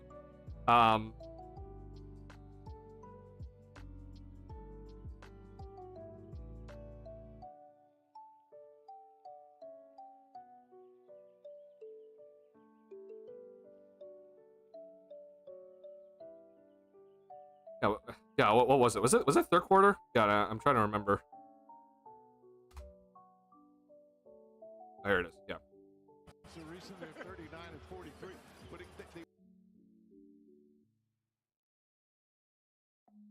Okay. So, how much have we talked about all season long? The corners for the Bulls, they're the outlet passes. Okay?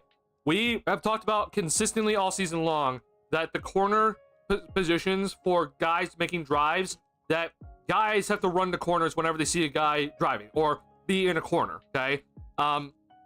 Reason why is that if this guy that drives gets up in the air, right, the outlet passes are to the corners, okay, or it's to Vooch, right? And just watch the Heat on this play, bro. First and foremost, it's great in just point of attack defense manager Wiggins. Fight over the screen, you stuck with them, you forced them to go only one way. You don't allow him to go to his left hand at all. Okay. But look at Bam. Bam is coming over, but he's recovering back out to Giddey, knowing that okay, I can't let Kobe get any sort of outlet pass here, right? And Burks, right? Burks is not even coming over to help. Okay. A lot of teams, right, in this sort of possession, a lot of teams, this guy here, the weak side defender, they come over and help in the situation, to come over and try to help and contest at the basket. Instead, though, you saw what Miami did tonight. They were basically just letting Vooch shoot. They just didn't care about him. They're like, yeah, go ahead. If you want to shoot the three ball, that's fine. Like, you can have that all day. But we're not going to allow you to come into the interior and get some shots against us. Therefore, what we're going to be doing is we're going to bring Kalel Ware in and help him contest at the basket, which Kobe doesn't have anywhere to really go with this basketball, right? And so it leads to something like this. Like, there's no outlet pass. Kobe doesn't have time to find an outlet pass. Guys in the corners, they're occupied, right? If you throw a pass up to the corner, it's getting stolen. They're just basically just letting Vooch shoot. Like, yeah, I dare you to throw it back out to Vooch, which behind you. And if he ends up making it, then sure, he made it. Good job.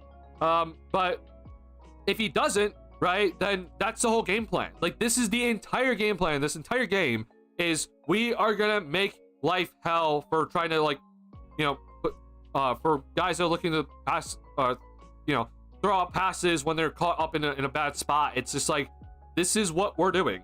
And it worked to just such good perfection tonight by Miami.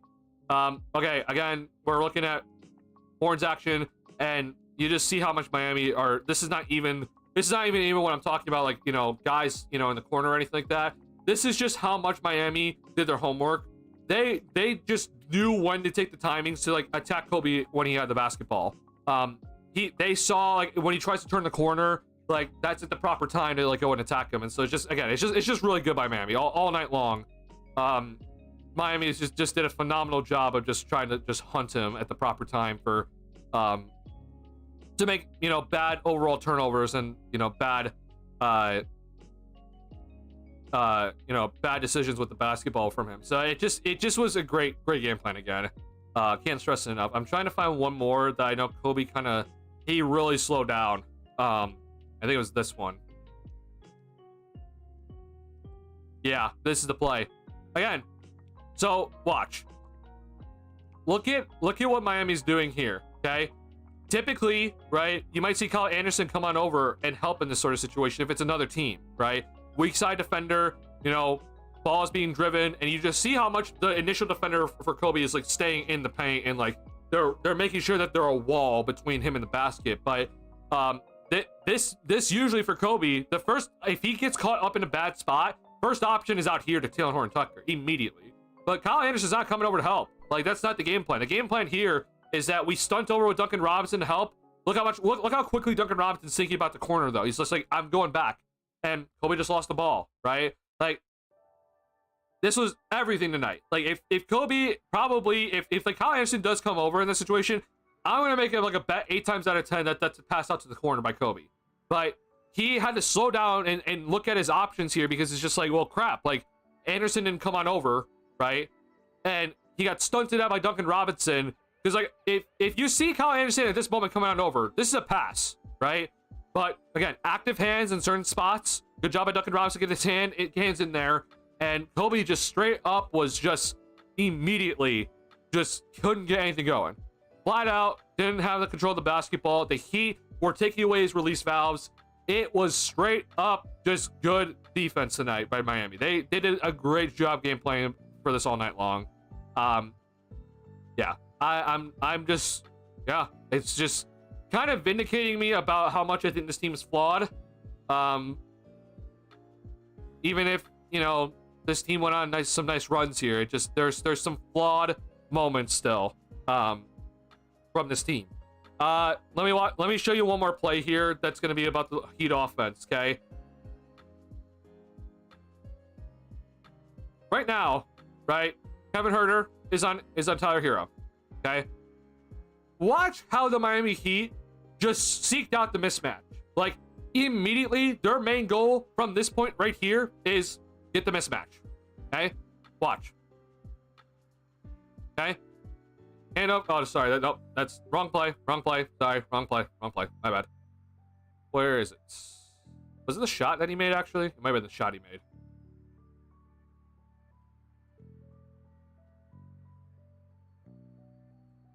No, this is off the rebound. No, where is it? He missed. Oh, no, it's this one. Okay, perfect. Okay, now, let me go back to the recording, because this doesn't show the entire play. 6-10.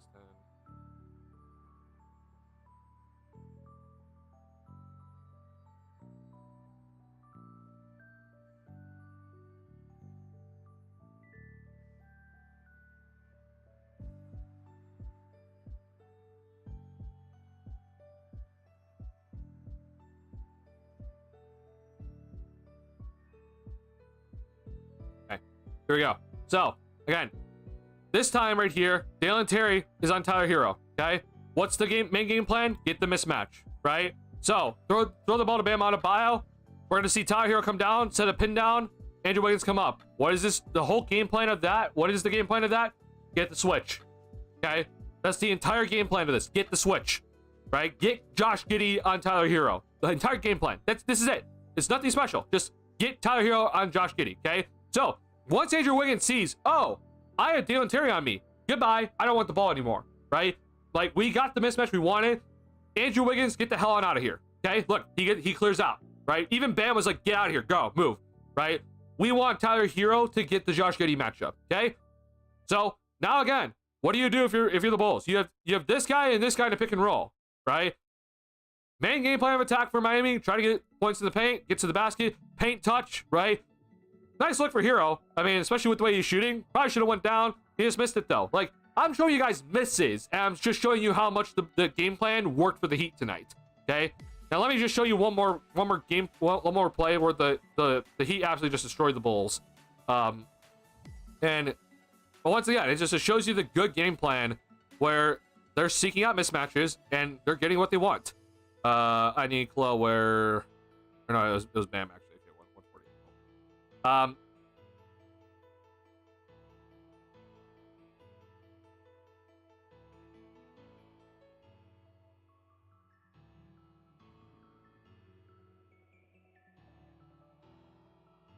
Okay, look. Okay. Who are we attacking? Who's on the floor, right? This guy's a bad defender. Also him. Well, we have plenty of options. Let's go after one of them, right? What's the best option here? Well, we think it's going to be a pick and roll between Andrew Wiggins and Nikola Vucevic, right? Either way, we're going to activate Vuce to try to put him in a rough spot. Therefore, okay, pick and roll between these two guys. Giddey doesn't fire the screen well enough. Lob, right? It's just clinical. Like, it's just, you can just see how much they were just actively looking to go after certain guys tonight. And I really applaud them for doing that. Like, they were like, this is just how it has to go tonight. And they did not go away from it. They were actively looking for these matchups all night long. Major round of applause to these guys. I think the Heat did such a phenomenal job figuring this out. Playoff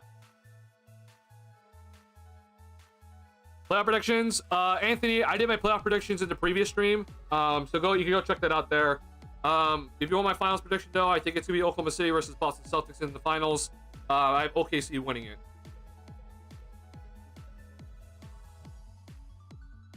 Did I coach like a deer in the headlights? So I'll show you what Donovan did, right? And it worked to some degree, but I think it was too late. Like, I think Donovan, when he made the switch for the Tyler Hero defense, it was too late for the Bulls. The Bulls already dug themselves too much of a hole, which is like, why can't we make that adjustment in the first half? I don't know, but it took a halftime for Billy to make the adjustment, which is just why I'm really annoyed.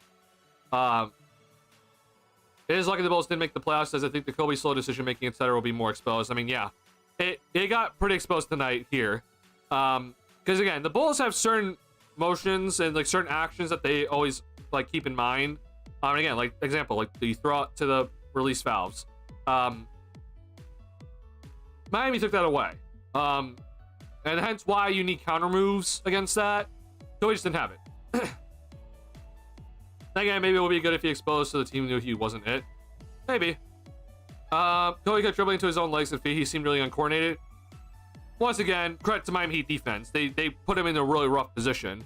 But Miami just straight up, they knew what the game plan is, right? This game is enough for all teams to pay attention by a playoff series. Would have, I think, had it adopted. Maybe. Yeah, but it also then gives the Bulls a chance to counter it. So it would have been interesting to see if Kobe could like counter certain actions that were being thrown at him. They all got exposed. I mean, yeah, it was a pretty big exposing tonight. Just the weaknesses, right? That's not to throw shade at certain players. It's just to throw out like, hey, this team needs a lot of work. I'm not here to say like, oh my God, this player sucks, this player sucks, this player sucks. Okay, I'm not here to say that. I'm just here to say, hey, look, the Heat decided in this game we are going to be attacking Josh Giddey. We're attacking Kobe White. We're attacking Kevin Huerter, and obviously Vuce is not a rim protector. So if you want this team to have any sort of resemblance of being a solid team, you can't have all these guys out on the floor together and being your best 5 players.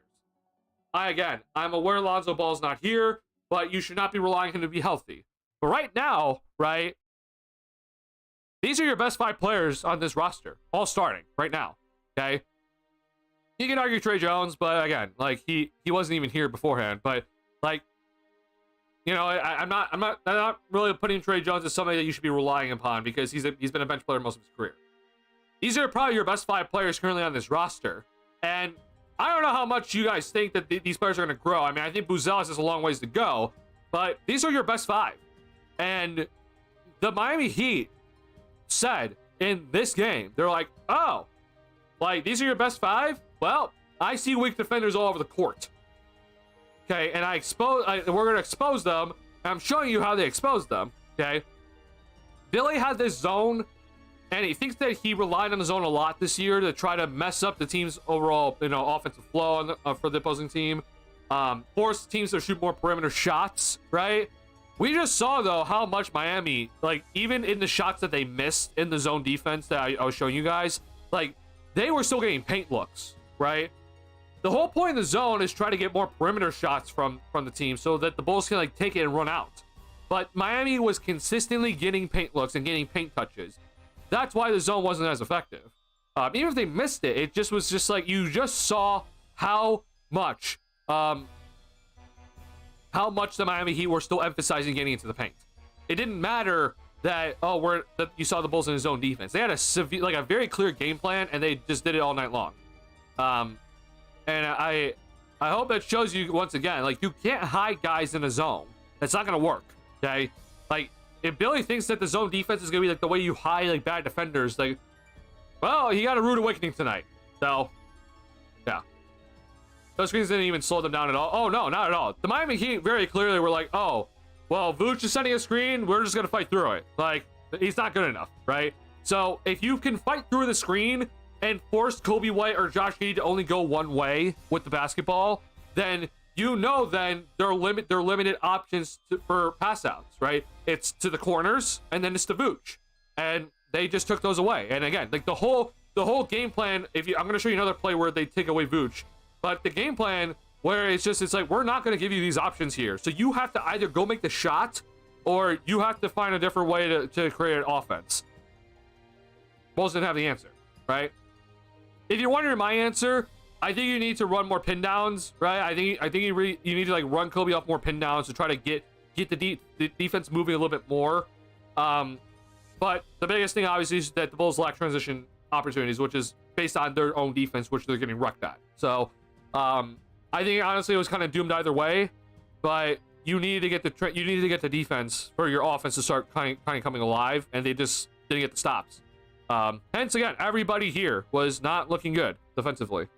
As he approached the player, he would do a bigger and slower dribble for 1 or 2, and that's the one to grab. It's usually further from his body. Yeah, like, you can tell when Kobe is, like, you can tell when Kobe's starting to think of, like, okay, what do I need to go to right now, right? You can see when Kobe's thinking, oh god, like, I'm looking for my outlet passes, and I'm slowing down so that I can assess my situation. That's when you see the Heat attack, or it's when you see Kobe try to turn the corner, right? Kobe does a bigger dribble when he turns the corner, and you see the Heat just reach in, and it was just knocking him out of his rhythm all night long, right? He can't be a guy. He just look to get easy points. I don't have anybody who I'm impressed with this game, like 0 positive takeaways. Yeah, that's the thing, right? The only takeaway I personally have, Tyler, is that I think Buzelis looked pretty good in that third quarter, where it's like, hey, that's a guy where he saw, like, I'll show you the play. Like, if Buzelis can do this moving forward, what I'm about to show you here, like, I have a lot of faith in him. Like, I think this guy is going to come out and be a very, very good player. But, like, this play here, like, this is what the Bulls need, okay? Like, you want to talk about the reason why the reason why I talk about how much, like, a guy, like, you need guys that can just take one-on-one matchups and take advantage of mismatches. Watch, okay? Bulls gonna switch, okay? I mean, this was happening a lot tonight where they just switch Bam onto the perimeter guy, and the Bulls gonna do anything about it. I mean, Bam's too good of a perimeter defender for you to, like, go by. I'll show you a play later on. But watch, okay? Buzelis has Tyler Hero on him, okay? And this is a mismatch. This is a 6'10 forward versus a 6'5 guard. So I would love for anybody to be able to take this guy off the dribble and, you know, get into the paint and get a look. And that's what Buzelis did. Like, this is what the Bulls need. Okay, if you want to know how to attack this Miami Heat defense that they employed tonight, like, this is it. But you need to have guys like this to go after one-on-one matchups to take advantage of the worst defenders on the floor and get interior touches that way. Not get interior touches off the pick and roll and off your typical drives, right? You need to get interior touches off guys like Buzelis, and they just don't have that. They just don't have that right now. Buzelis might turn into that, but it's not here for now. This looking over, unfortunately, for the Kings. This sucks. Wow, their defense got wrecked. Holy crap! 99 points given up in the three quarters. AD's not even having that good of a game. He's just, dear Lord, this is awful by the Kings. Honestly, good for them. They'll hopefully be in the lottery. There's a chance, but I think they need the Hawks to win, or sorry, the Heat to win. But yikes, bro.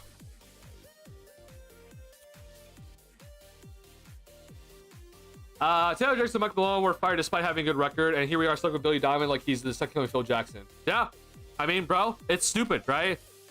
The reason, like, I don't think Mike Malone should have been fired, but at the very least with Denver, they're saying to their fans that we're not content, right? We might, the Denver Nuggets, people thought that they could still win the championship this year, but at least what the Denver Nuggets said is that we're not content. We think we could be better. Hence why they're like, we need to make changes.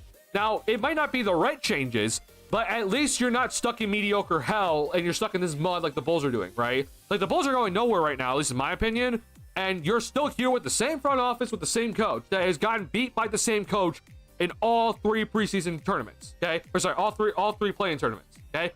Like, that's the part that I think a lot of Bulls fans aren't taking away from this, is that you're seeing the same guys make the same decisions that have gone nowhere in the past three seasons.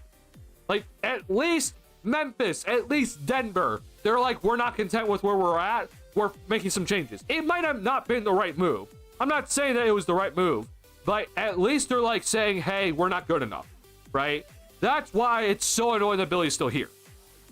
Billy, at the end, it's not like, I'm not saying he's the biggest problem, but it's just, it really irks, it really makes me annoyed when I just see other better coaches get fired, because to at least their front office's standards or to their owner's standards, right, the team didn't perform well enough this year.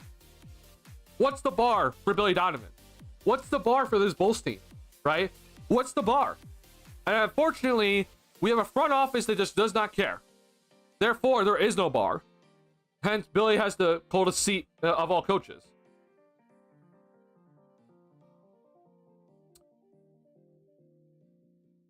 I don't know what to achieve it. What the way to achieve it would be, though. Giddy definitely needs help with navigation of screens. Giddy definitely needs to be better. I think that the drop pick and roll with Vooch was not the right decision on some plays, especially when it's like the side pick and rolls that I showed you where Bam got that lob. Vooch needs to be up. But overall, though, I think that the main perimeter, the point of attack defender needs to be better. I think then the other guys that are closer to the ball could come in and swipe, right? Try to slow them down just a little bit. But it really starts with being the best point of attack. The point of attack defender just has to be better. You need to force guys to take the screen first and foremost. Like, you know, with the first play or the second play of the game I showed you guys, where Hero rejected the screen when Giddey was guarding him and then got the layup out of it. That's inexcusable. Like, that's something that I cannot have happen. The Bulls' help defense is towards the screen, right? So if you're gonna allow Tyler Hero to reject the screen and then just go one-on-one and get a layup out of it, you're individually playing bad defense. If you're Josh Giddey, you can force Tyler Hero to at least take the screen. Maybe you can't, you know, get past the screen better, or you can't, you know, stick onto him like glue, but you at the very least can at least force Tyler Hero to take the screen. And then at least you're doing that part of your job. If you allow guys to reject the screen, you are individually being a bad defender. People don't want to admit it, but that's just being bad. Getting us better defensively with when they screen, I'll be okay with him as a defender with the growth this season, but he's got awful facing one. I mean, yeah, like, I think Giddey has shown growth. Like, I'm not here just to only pick on Giddey again. Like, I picked on Kobe, I picked on Herter, right? Like, it just shows you again that this team lacks good perimeter defense, but Giddey, I think, has shown growth defensively this year, especially with his help defense. but he at least needs to be good enough to where I can trust him, where if he does happen to switch onto a guy, that he at least forces that guy to take the screen, right? Or at least puts up some sort of resistance to try to at least slow him down just a little bit, okay? Not asking for anything special. I just need that a little bit of help on the point of attack from him, because it's just effort at that point, right? Like, it's not, I understand he doesn't have the physical tools necessarily, like he doesn't have a long wingspan, but it's just, at that point, it's just effort. Like, you're a 6'8" guy going up against a Tyler Hero, and you can't force him to take the screen. Like, you're 6'8". Like, if you're a 6 foot, I can understand it, but you're 6'8". You gotta be better. And again, don't get back cut. So yeah, I pay attention to back cuts. I mean, yeah, that is the Bulls. That is the entire Bulls roster. But again, Giddey's part of it, unfortunately. You know, Buzelis looked like he was starting to get hot offensively. Billy sat him on the bench. Well, I think Billy sat him because Buzelis, like, he got hit, right, with the hand, and Buzelis was pointing to his pinky finger. So I'm not upset with Billy about that. But yeah, I mean, it would have been nice to keep Buzelis in the game at that point. Then the first round pick just depends where more to be in the clear picks area or fall into less obvious. But I think the good value finds there in the second round. Or in the second, I mean, yeah, it could definitely be there. I just hope the Bulls don't trade it for $3.5 million like they did with Jordan Bell. That's a Billy splash for anyone who has played a few seasons with him, right? Yeah. We need some luck. We definitely need some luck, man. Like, if we get, obviously Cooper Flagg's the main one, but bro, I'll be very happy if we get Dylan Harper. Like, I think Dylan Harper could be potentially like a James Harden type of player. I know that's a lot to put on him, right?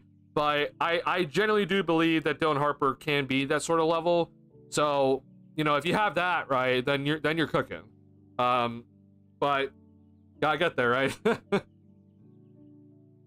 That's suggesting it would be likely, but imagine Oklahoma City somehow facing Dallas again and losing again this year as the first seed. Oh boy, I'd be very shocked if that did happen. Holy crap. If Oklahoma City loses again to Dallas and it's going to be the first round this year, oh my god. Don't want to pick Buzelis Flag duo to build around. Hey man, that's a serious duo, right? I would love that duo. I just don't know how that would all work out, but yeah. Bulls get the fourth pick. I'm okay if they trade back to 6 for an extra pick somewhere. That'd also be okay. Yeah, you know, you need to get the fourth, right? Our odds for draft this year. I'll bring it up now. Okay, so there's a couple things right now that we need to keep in mind. All right. So this right here is not updated, but if you're wondering, the Dallas Mavericks and the Chicago Bulls, they're tied. Okay.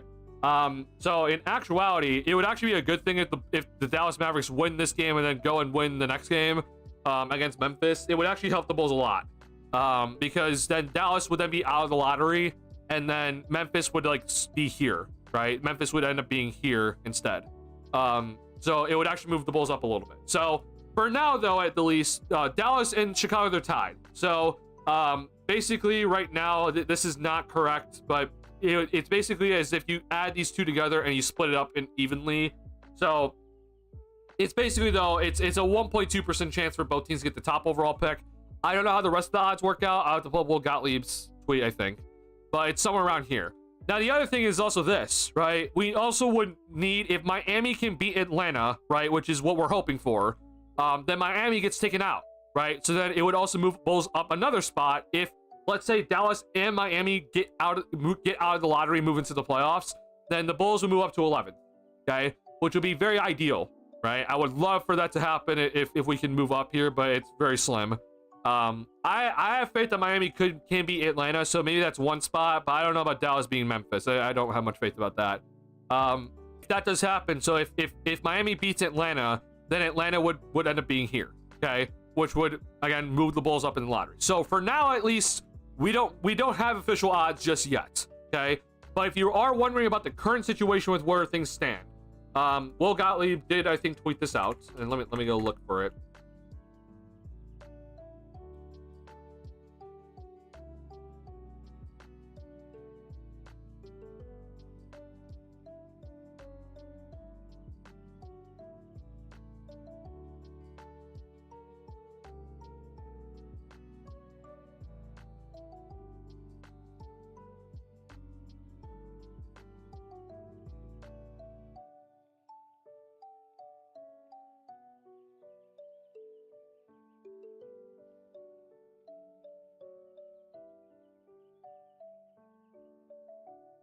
Maybe Will didn't tweet it. I thought he tweeted it, but I guess I'm just wrong. Okay. Maybe it was Drew Stevens, actually.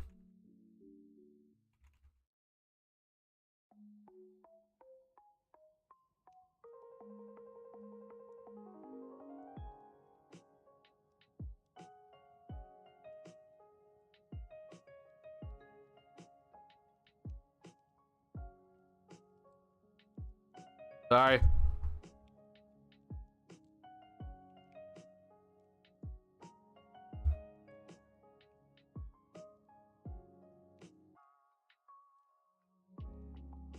Did any of you guys know who tweeted out the odds? I know someone tweeted out the odds, and it just would help me.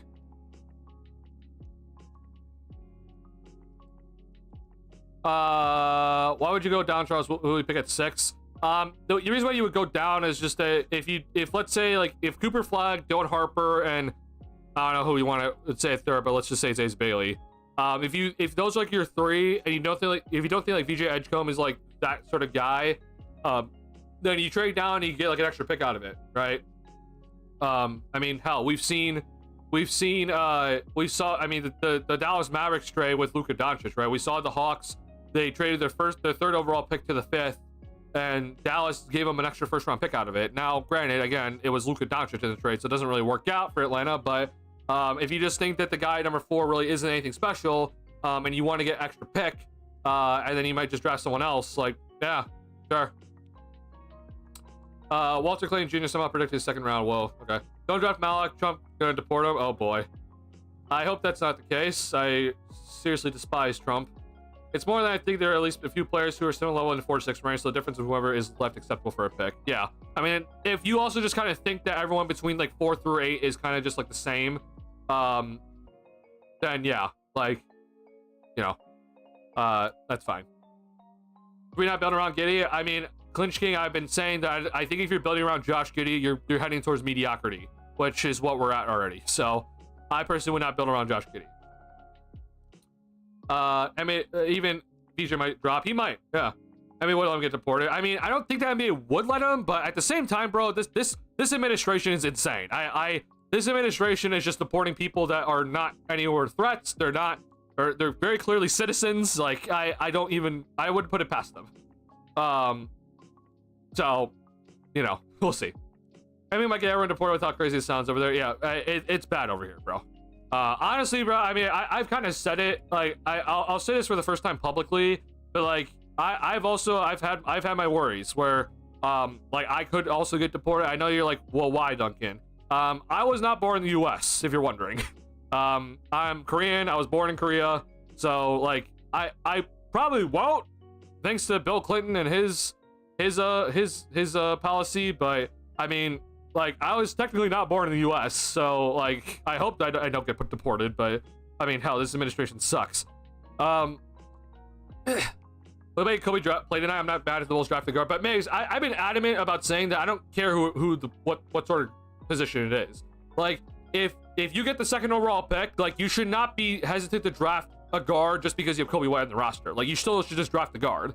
Like, if you think that Dylan Harper is the best player at number 2, then you still draft Dylan Harper. You don't care about the roster construction yet. So if people think that like Trey Johnson's the best pick at like number 11, if the Bulls get the 11th overall pick somehow, then you draft Trey Johnson. I don't care what the rest of the team looks like. So I just want to make that clear. Like, for me at least, I don't care who was on the roster right now.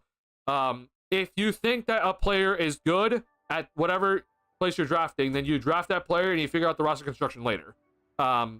I am aware everyone's so worried about drafting a big, and it's like, well, he has 4 centers on the roster. I'm just like, well, if that is the case, right? If let's say you draft like Malik, right? But you know, it's like, yeah, you still have like all these bigs on the roster. It's like, okay, well then you're definitely trying to trade Vooch, and you're definitely trying to. You probably would have to trade Jalen Smith at that point, which would suck. But I mean, you're trying to trade Zach Collins, right? So you just have to worry about the roster construction later. Like, the biggest thing is that you get the best player available. I don't really care if it's like we have a billion guards on the roster. I don't care if a guy is available as a guard, you draft him. It is what it is. People go say he gotta go. I agree. Yeah. There will be a 40% shooting guard who defends likely in the early second round available too. Oh yeah, I mean, I'm definitely looking for a shooter in the second round if I can. If I think he's the best player available, obviously I'm definitely taking him. 30% chance at a top 4 without Dallas. Whoop, yeah. Let me look. Hold on. Sorry. Sidetracked. Bulls.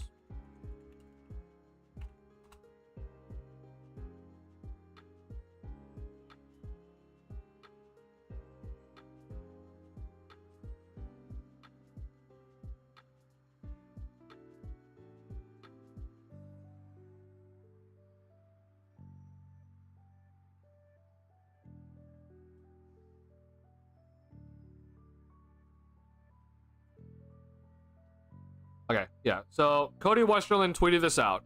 Okay, so I just told you guys about, like, okay, let's say if, for example, Dallas wins and beats Memphis and Miami wins and beats Atlanta, okay, then both Memphis and Atlanta would be down here. Okay, this would raise the Bulls lottery odds higher for them to get a top overall pick. So this is what we want. So right now, right, we are right now, if you're a Bulls fan, you're the biggest Miami Heat and Dallas Mavericks fan right now, which absolutely sucks. I hate Dallas at the moment, but it is what it is.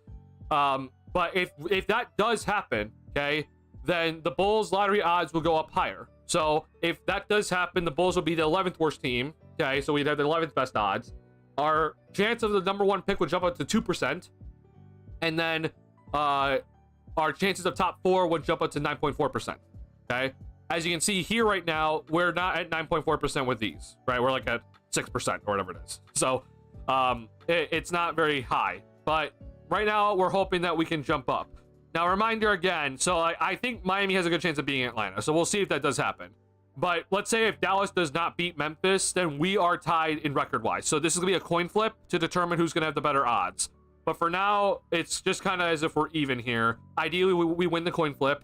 Now, I do have to unfortunately remind you guys that there was a year when Sacramento and us were tied with the lottery odds with the same record, and we won the coin flip, but then Sacramento jumped up into the top 4. So, you know, it is kind of what it is. It sucks, but you would hope, like, you still want to jump, like, you want to win the coin flip, but there is then the chance where you lose the coin flip and it works against you.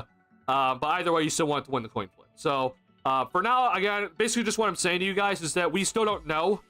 I don't really know what the lottery odds are just yet, because we still have to have this coin flip happen, right, to determine who's going to have the higher odds between the Dallas Mavericks and the Bulls, if Dallas does not make it. But then also we have to still see if these two teams actually make the playoffs, right? These two teams actually have to go out and make the playoffs, and for us to have a better chance. So I hope it does happen where these two teams go and make the playoffs, but we don't know. So I can't really give you a full answer just yet. But basically, they'll prepare for us to be in this sort of area. Highest we get is 11th. The worst we get is 13th. So, good luck. You guys may not feel, but no joke, every day and having people talk to me about how concerned we are about the oligarchic dictatorship becoming impossible to reverse next election. Oh, Charles, don't worry. I'm just as nervous about that. I hate right now what we're doing right now in America. I will officially end this conversation though, because this is a basketball channel, and I'm willing to talk politics on my Twitch channel that I'm going to be starting up soon. But yeah, I'm definitely concerned. I think we're heading towards a very bad time in America. So don't worry, I'm with you on that. Sorry for political, but genuinely scary to watch. NBA has plenty of personalities. I'm sure we'll get weeded off if you keep slipping. Oh no, I agree with you. Yeah. Seahawks to win. Oh yeah, I think there's a chance. So it's all over. Yeah. Oh, and nobody good gets drafted to 76 to ruin or the Wizards. Yeah, that's obviously the hope, but we'll see. I'm very depressed because like the season ended so unceremoniously. I mean, hate to break it to you, Delbert, but it's kind of what I was expecting. Maybe I wasn't expecting this big of an ass whooping tonight, but I expected this Bulls team to get picked apart. And I was saying that I think Spoelstra is a very damn good coach, and he will outcoach this Bulls team. And here we are. Can Dallas beat Memphis? I doubt that. Oh, I also doubt that, Migs. We're just cheering for Dallas right now. We're just basically cheering for Dallas at the moment to win. I have more faith in Miami being Atlanta, so that would jump us up one spot. So like, hey, at least that's something, right? But nothing's guaranteed. Number one option for the Bulls currently roster-wise is what position?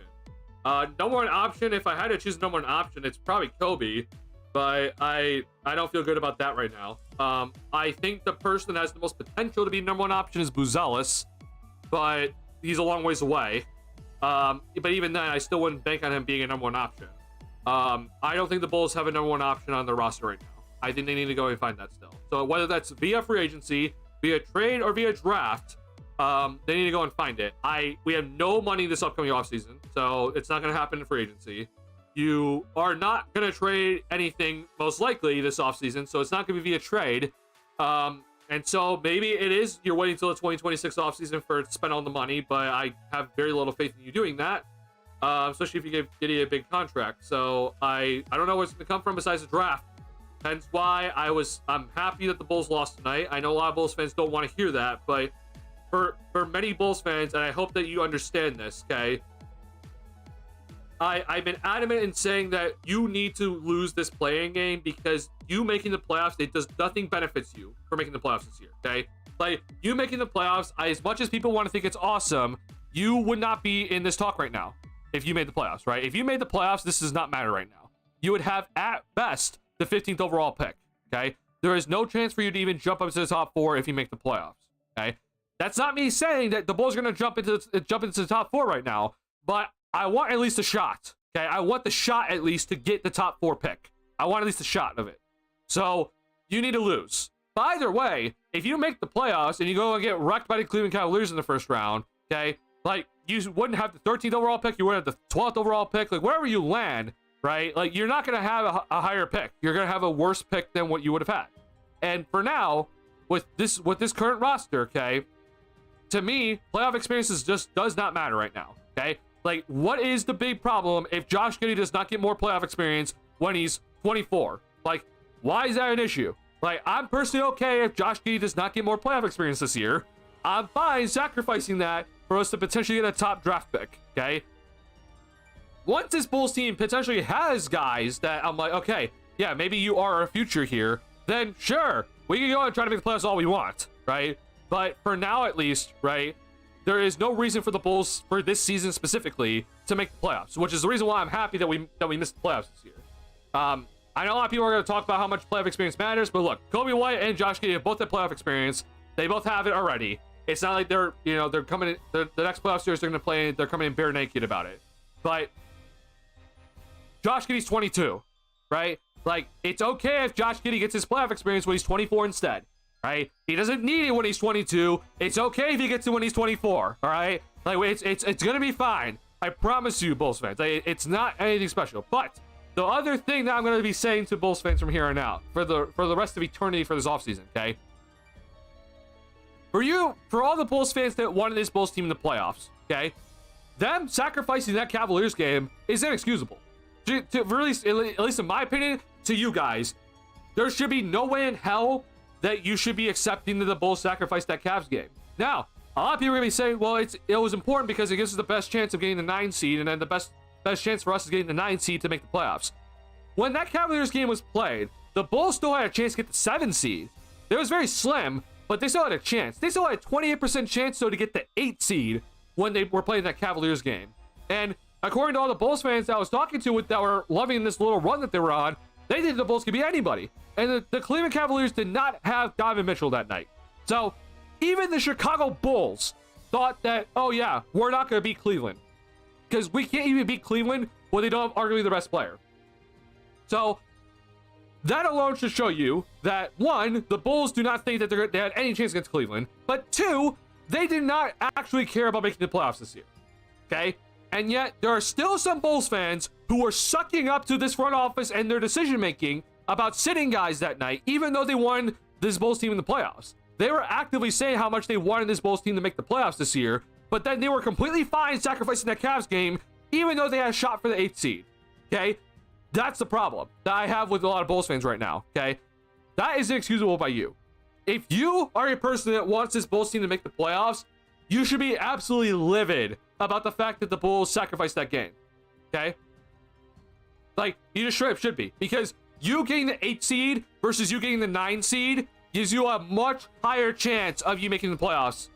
Okay? Like, the fact that you settle for the 9 seed is basically the Bulls are just kind of saying, yeah, we don't really care about the playoffs. Which is, man, for me, I'm fine with that. I don't want the playoffs. But for the people that want to think that this Bulls team is actively trying to take things seriously right now, they just I said it in my tweets. The Bulls front office or the Bulls training staff or whoever the hell made the decision to not play in that Cavs game basically just did a big middle finger to all the Bulls fans that were saying that, oh yeah, we're trying to make the, it's a good thing they're trying to make the playoffs. Like, no, they're not. Like, they don't really care about it. So I just am like, Bulls fans, look, I want you guys to hold this front office to a high standard. Like, I really do. I can't get everything I want, so I know that's not going to happen. But at the very least, what I can ask for is you can at least not be hypocritical. And boy, oh boy, man, this Bulls team, this Bulls fan base can be so hypocritical because they always talked about how much that they love the competitive integrity that this Bulls team had all season long and try to win every game, but yet they were completely fine sacrificing the Cavs game.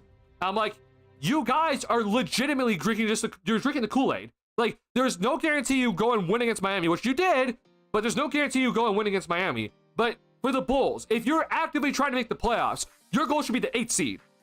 And you didn't go after the 8 seed. You decided to settle for the 9 seed. You were fine with it. Because you get the extra home game, right? For Jerry Reinsdorf and his money. So, congratulations. You got everything that you wanted done.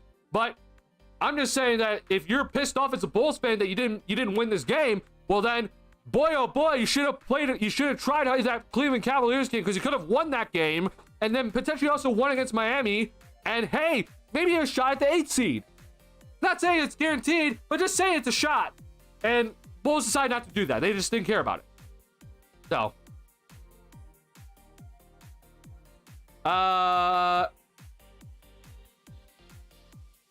Dallas. Oh, sorry. Well, there's a chance Moran is 100%. There is a chance, but I think Memphis still wins it. Dallas was Memphis such a sad game. I want both to lose deep down. I also want both to lose, but yeah. I think they've been drafting which outside best available at center if they could free the space, but otherwise power forward. Oh, I see what you're saying about Clinch King. Okay, yeah. In terms of need, then I think the Bulls need forward depth. In terms of just in general, though, I just think the Bulls need the best player available. Like, the biggest need for me is just the best player available. If you had to get a specific position, it would definitely be forward depth. But I personally, the biggest need for me is best player available for the Bulls. Get the best young talent available on the board. That is my need personally for the Bulls this upcoming draft. Get the best upcoming young talent. Otherwise, even drafting best available, then Billy won't give them any minutes. I mean, again, that's Billy's fault, and that's not the front office's fault. I would rather do the right process than do the wrong process. There's no way this team was being any full playoff series, as teams have so many games to work on other teams' flaws, and there's too many defensive holes in the Bulls. Oh, I completely agree, Jordan. But if you ask some Bulls fans, they thought that they're actively going to go and beat the Cleveland Cavaliers in the first round, which is just some like saying, bro, like, I'm sorry, I hate to tell you this Bulls team's not good. Like, there are too many Bulls fans celebrating this team that is 4 games under 500. Like, I understand this team's younger than the DeRozan era, but it's not anything special. We still have a long ways to go. Truth is, BD can just always set up during league half-court offense for playoff situation. Wait, do you mean that Billy Donovan can be set up for that, or Billy Donovan can set up for that? Because I feel like Eric Spoelstra has just completely exposed Billy Donovan in 3 play-in games in the past 3 years. So I think Billy Donovan can very easily be set up and be exposed in half-court situations. If they want to make Giddey work, then you need a better center and a better first option than Kobe. Otherwise, they need to ship Giddey. Well, I think the ideal for Giddey is for him to be the first option, right? They want him to be the main ball handler, to be everything, to run the offense, run the engine, to be Luka Doncic, right? But I've been adamant. I don't think Giddey will become that. I don't think Giddey's going to average suddenly like 27 points per game. And hell, I've been adamant. I don't even know if he'll even get to 20 points per game. But we'll see. I know he's going to get paid this offseason, and so starting next season, you're not going to have Zach Levine on the roster to take most of the shots, or which even Zach didn't even take that many shots. I think Giddey should perform better with Zach here. But, you know, Giddey's going to have an offseason, hopefully where he's healthy, and then he's going to come in, not play in the Olympics, and hopefully then come out and play good and continue this good play that we saw at the end of this season. But I've been adamant in saying that I think that the Bulls faced a lot of under 500 teams post All-Star break. Giddey took advantage of it, as he should. Not saying that, you know, he shouldn't, but he took advantage of it, and the Bulls looked a lot better than they actually are. So I don't really have faith that Giddey's going to suddenly come out next season averaging like 20 points per game. He did it to end the, post All-Star break. He averaged 22 points per game, I believe. But I am not going to be a person that's going to be betting on that. I don't think he'll get there. But at least for me, if you're going to be a main ball handler, you have to at least average 20. You have to. So Kobe got to that point this year. Granted, it took a player of the month March to have it happen. He was not that anywhere near. He was at 18 for most of the season. But it took a player of the month March for it to get there. And which I guess, granted, he got there. But the first 3 months of the season for Kobe were not good. Honestly, the first 4 months of the season.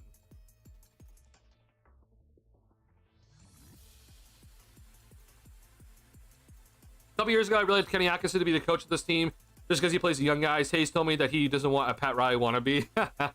So, look, I love Hayes. I think that him and I have a lot of differences in opinions on how I think we would run a team personally right now. And look, by the way, I've been adamant in saying that I don't think Hayes, I'm not a person that wants to tank, and Hayes is anti-tank as well. I'm not a person that wants to tank, but I want to rebuild, which there's two differences. Like, tanking is flat out like you are trying to be the worst team in the world. You're not actively developing talent. Like, you don't really even care about what's happening. You just care about losing the game. Rebuilding is, at least in my opinion, again, I always have my definition of rebuild I give to people, which is that my definition of rebuild is that you're trying to get the most young talent as quickly as possible in a short amount of time. Okay? So everything that in a rebuild, your highest priority is getting young talent. That is the highest priority. So whether that means you trade vets away for picks, you trade vets away for young players, I don't care what it is, okay? But your job, no matter what, is to set yourself up to get as much young talent as possible in a short amount of time, okay? The Bulls, unfortunately, they have not done that, okay? Even with Levine being gone officially, they kept Lonzo Ball when they could have traded him for a first-round pick, which, again, Memphis has a chance of being not even in being in the playoffs this year. So God, I would have loved to have had this pick if we would have done that. But Bulls said no. Vooch is still here for whatever reason, and I feel like the Warriors would have traded a second rounder for him, but I'm not sure. But either way, the fact that he's still here and playing is a problem. You traded Zach Levine for Kevin Huerter and Zach Collins, two guys that are not young. Trey Jones is a young player. But he is an unrestricted free agent, and you have to pay him this offseason, but you have to also pay Giddey, which means that you might not even keep Trey Jones.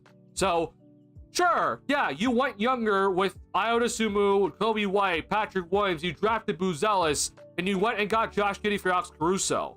But to me, you still have not done a full rebuild. You still haven't actively put yourselves in a position to try to get as much young talent as possible in a shorter period of time.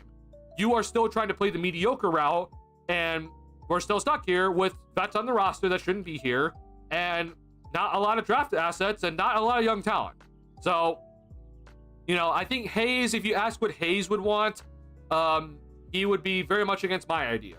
But that's fine. We have difference of opinions. But the reason why I bring this up, though, is that I think Hayes, no matter what, he looked at Kenny Atkinson as a guy that is a rebuilding type of coach, because Kenny Atkinson was part of the Nets when they were kind of going through the rebuild, and he doesn't necessarily want a rebuilding kind of coach here. I personally was all for him. I was actually for Kenny Atkinson before Billy Donovan was even hired.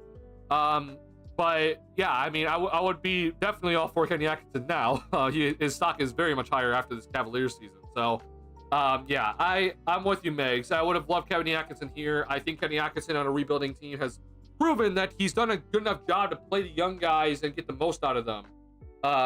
And not necessarily play vets that aren't really supposed to be here anymore. So, yeah, I would be with you on this, to have Kenny Atkinson. I would disagree with Hayes, personally, but I respect Hayes' decisions, or his overall opinions.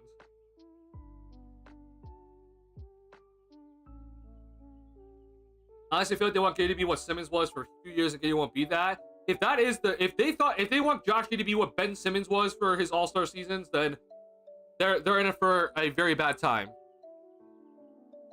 He can defend for stars. I mean, yeah, I'd be if that's the game plan for Josh Giddey is for him to be Ben Simmons, I'm not happy. Kobe being as generous, as soon as you have to build the team around Kobe so everyone else on the court can defend to cover him. Oh yeah, I mean, yeah, Kobe's definitely not a first option. He's probably even a third or at best or fourth option. But yeah, I'm not saying that Kobe White is a first option by all means, but I think he is on this team. He's the first option. Going against the same issue, ultimate issue. Everyone else must be a decent defender if there's a good team around them. Yep, here we are again. Same old story. I mean, it's the same thing with Levine, right? But Levine obviously isn't the first option. But I was also saying that you could go and get a two-way superstar and then pair him next to Levine. But either way, though, I mean, it's the same old story, right? All right, let me go and see as soon as this game's over. But yeah, pretty bad beating. I am shocked by this, man. I genuinely thought the Kings with their home court would come out and absolutely destroy this Mavs squad, but Klay Thompson had a game. Davis had kind of a game. It wasn't the best game from him, though, it looks like. But I didn't watch it, so I couldn't tell you everything. Brandon Williams, though, nice find by the Mavericks. They've done a good job with him. Not the best game from Zach, but DeRozan tried to carry. Unfortunately, inefficient basketball. Keegan Murray's been a bit of a disappointment for them this year.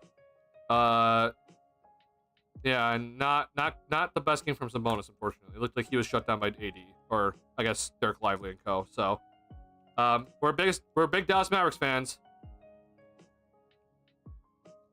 You know, Wolves could have gotten Daniels probably for cheap, given what the Hawks paid. Oh, I would have loved that. If Dyson Daniels is here, I'd be very happy right now. That would have been a piece put with whomever and will work. I mean, yeah, if Dyson Daniels is here, then oh my god, it would give me a lot more faith. You still don't have a number one, right? But if you keep either Kobe or Giddey, then at least you have a Dyson Daniels to try to cover up for the lack of defense. It's still not perfect. You still need a rim protector and a superstar, but it gives you a nice, better foundation, I think, than what they have currently. Yeah, it still wouldn't be enough for me, but I would love a Dyson Daniels on this roster right now. So, yeah.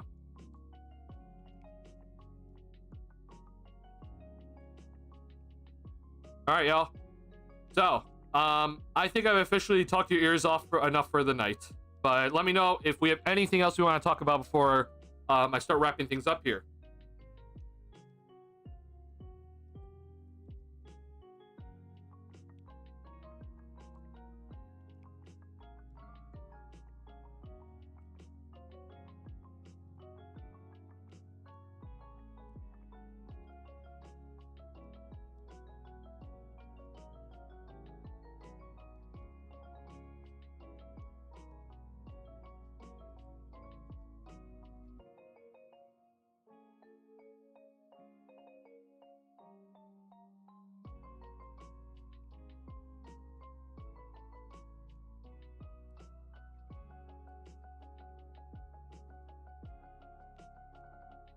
I'm gonna pull up one thing because I just got notice about this.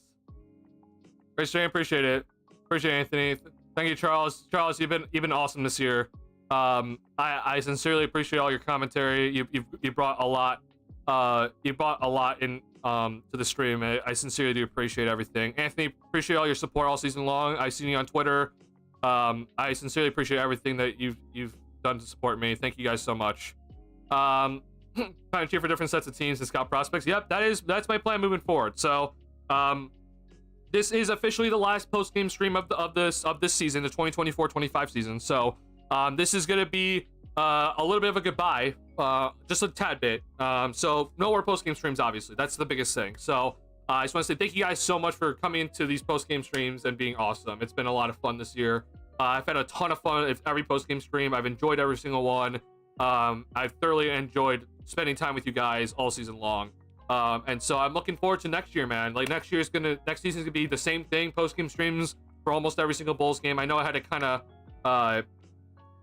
to stop a few post-game streams near the end of this year, but I made it through the entire year. So Thank you guys so much for supporting me throughout this entire season. I sincerely appreciate it. This is not possible without you guys. This is all you guys making this possible. So thank you. So once again, I hope you guys understand just how much I genuinely mean like how thankful I am. Like, this is not possible without you guys. So you guys are the stream, you guys are the audience, you guys bring the content, and I sincerely appreciate it. I hope to be building this community more moving forward. I hope to be kind of getting into the, oh my god, Charles, 50 Australian dollars from Charles, man. Wow, thank you so much, Charles. Thank you so much. You supported me all season long, and this is obviously the biggest super chat that you've ever given to me. Thank you, Charles. Thank you so much. Wow, that's a lot of money. Thank you, Charles. Thank you so much for that. I don't know why Stream Elements didn't play the notification. I sincerely apologize. Why didn't that work?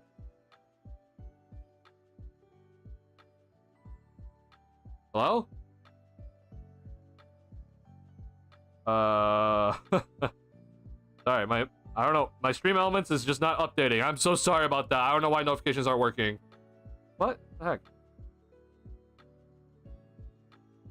Thank you, Charles, so much. Thank you.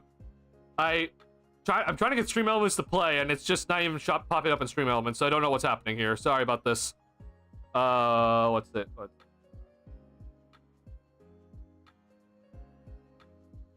What? 1 second. Sorry.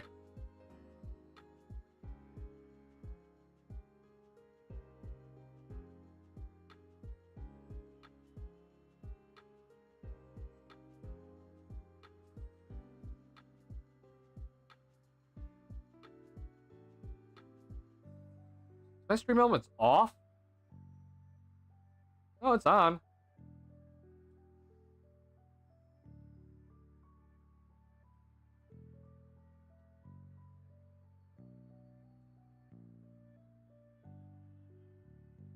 Bro, Stream Elements is not even showing it, like, it's not even showing up in, like, the tipping, like, section. It's like, it's not even saying that I even got one, which is why I can't even, like, try to replay it, which is so stupid. Okay, I'll look into this. This has been a problem in multiple streams, but I'll just kind of, I guess I'll do this. I'll do this for you, Charles, just to, so, I know it's not you, but I sincerely do appreciate this. So that's making it for Charles's, super chat there. I'm sorry, I don't know why it's not working. That's really annoying to me.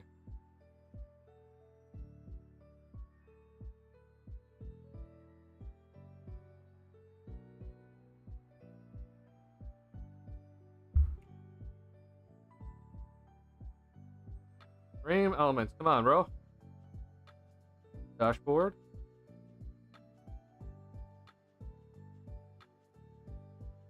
Oh, hope. Okay. Wait. Here we go. There we go. It worked finally. There it is. Thank you so much, Charles. Thank you so much for tripping out 50 Australian dollars, and sincerely appreciate it. Yeah, thank you so much. That means a lot, Charles. You've supported me so much this year. I almost feel bad, but like I sincerely appreciate it. Thank you. Will you make a live stream on or during NBA draft? Yes. So I'm gonna promise you guys at least one stream. Where at the very least we'll be streaming at least one of the days for the NBA draft. I'm hoping it's gonna be the first day, because reminder, the NBA draft's not split into 2 days. First and second round are separate days. So the plan is for now is that me and my friend David, who has been on this channel before, he hasn't been on this channel all season long though, but he is my great friend, and we talk basketball all the time, so he will be on this channel with me doing a live watch party doing the NBA draft. Unfortunately, I don't have obviously the rights to broadcast the NBA draft, but we'll keep up with everything and talk about when picks happen and etc. So pretty big upcoming draft for the Bulls. Obviously, they got their full rights to the pick back, so interested to see who they end up drafting. Hopefully, we jump into the top 4 and get someone good. But either way, I hope we just draft someone good. Most underrated streamer of the season after why, especially is Duncan. I sincerely appreciate it. I hope you guys see my effort, so I really appreciate that comment. but I also always say this. I think that there's always a lot of Bulls streamers out there that go and provide a lot of effort. So go find those guys as well. I hope that I am part of this Bulls community, but I'm not the only one here. So sincerely, I do appreciate that comment. I hope you guys see my effort that I put into these streams and into the content. But I always say that go find others too. I think it's always good to listen to other people. Appreciate it, Megs. I enjoy other known commentators, but definitely can see with more resources could be even more enjoyable. I hope to get there. I have some plans that I'm really looking forward to. And I'm looking forward to doing a lot of different things with my content. So look forward to it. Don't worry about the pop-up thing. Just want the streams to continue, etc. Appreciate them. Thank you, Charles. Thank you. Yeah. Yeah. You've honestly, I think, for my YouTube payout, you've funded at least like 65% of it in my next YouTube payout. So thank you so much for that. You've been a major part of my recent YouTube payout. So thank you. That it means a lot, honestly. Thank you so much for it. Can you talk about our projected picks and odds right now? Yes, I can, Ballbrain, if you are still here. So really quickly, once again, I know you weren't here, Ballbrain, but here's what it looks like right now. Now, the thing is that we have to keep in mind Dallas and Chicago are tied record-wise, okay? So if Dallas does not make the playoffs, then it's whoever has the better odds will be determined by a coin flip. Obviously, we want the Bulls to win it, but there is a chance that it ends up working against us. But yeah, we'll see who ends up getting the better odds here. But basically, though, right now, it's very low chances for the Bulls to jump into the top 4, right? You're looking at, for now, I mean, it's basically a 6% chance to jump into the top 4 and then a 1.2% chance of getting the first overall pick. So it's very low. However, it is not over, right? Because the Miami Heat and Dallas Mavericks right now, they both won their playing games. They still have a chance to jump into the playoffs, which means that these two teams would then be out of the playoffs.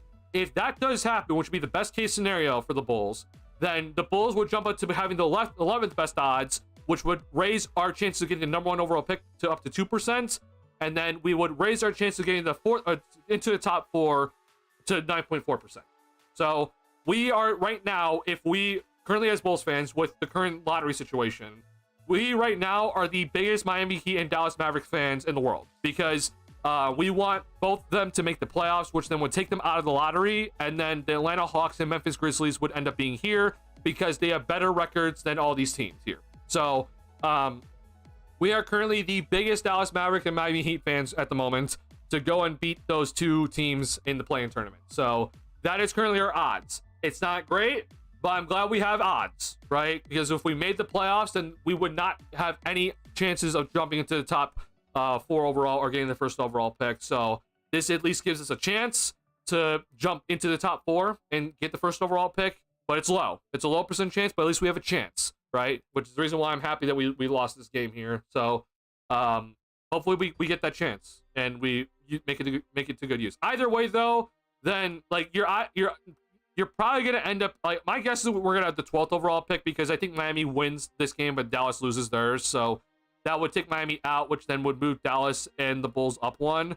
And then knowing the Bulls will lose a coin flip, so we'll probably get the 12th best odds here. But I really would, either way, you would rather have the 12th overall pick than the 15th. I know it's not that big of a difference, but it matters at the end of the day. Reminder that Matas Buzelis was drafted 11th overall last season. So, it's important. Yes, sir, up to here. What's going on, Hot Dog AU? I think you're new, right? I've not seen you in the chat. This is a Bulls channel, so you are in NBA territory, but thank you for beating us. I sincerely appreciate you beating us, because I wanted us to be in the lottery this year. So thank you for beating us. I sincerely appreciate it. But let's go Heat. Let's go Mavs. Yeah, bro. We're cheering on the Heat and the Mavs on Friday. We want them to win that game as much as possible. That'd be great for our lottery odds, but low chance, obviously. Anthony, are you still here? I know that you asked a question about Twitch here. I know you asked a question about it.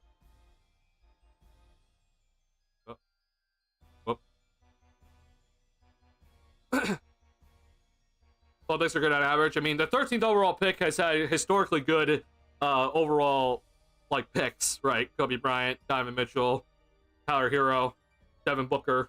So yeah, I mean the the 13th overall pick has actually had very good overall historic picks, but you know, either way, I still want higher, right? Like, no matter what, I still want to go higher. Oh, whoops, I did not mean to do that. I don't know. Oh, that's why. I see. There we go. I'm still stuck on what the junk. Am I out? Okay, there we go. I can finally scroll my chat again. 12, I think I was like 12. J-Dub is 12. Casey Wallace is 12. I think that is correct. I don't remember about J-Dub. Halliburton, yeah. Wait. Honestly, I forget. I feel like Halliburton was 11th.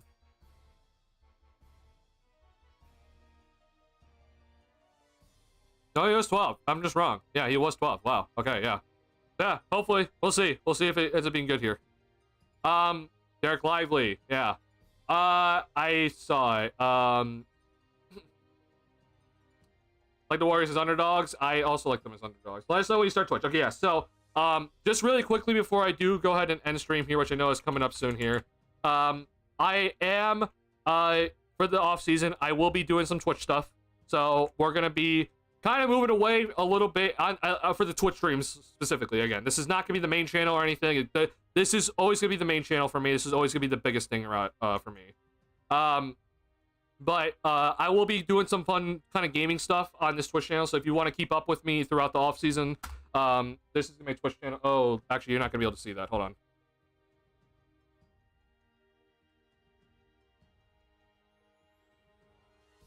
Sorry, I use a different Google account for YouTube TV, so that's the reason why you don't see that message in chat. I need to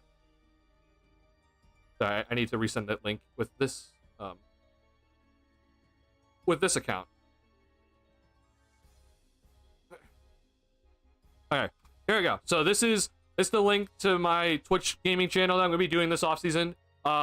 First Twitch stream on that channel is coming soon. All right.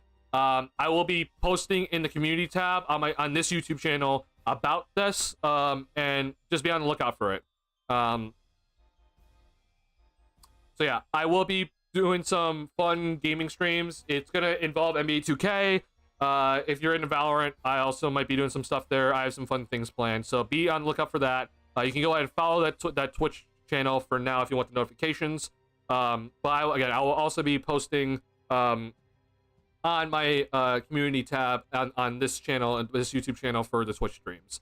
Also, if you want to keep up with me on Twitter, this is my Twitter account. I know that Twitter is a horrific platform right now, and Musk is horrible, but I will be tweeting about some stuff here throughout the off season, so keep up here.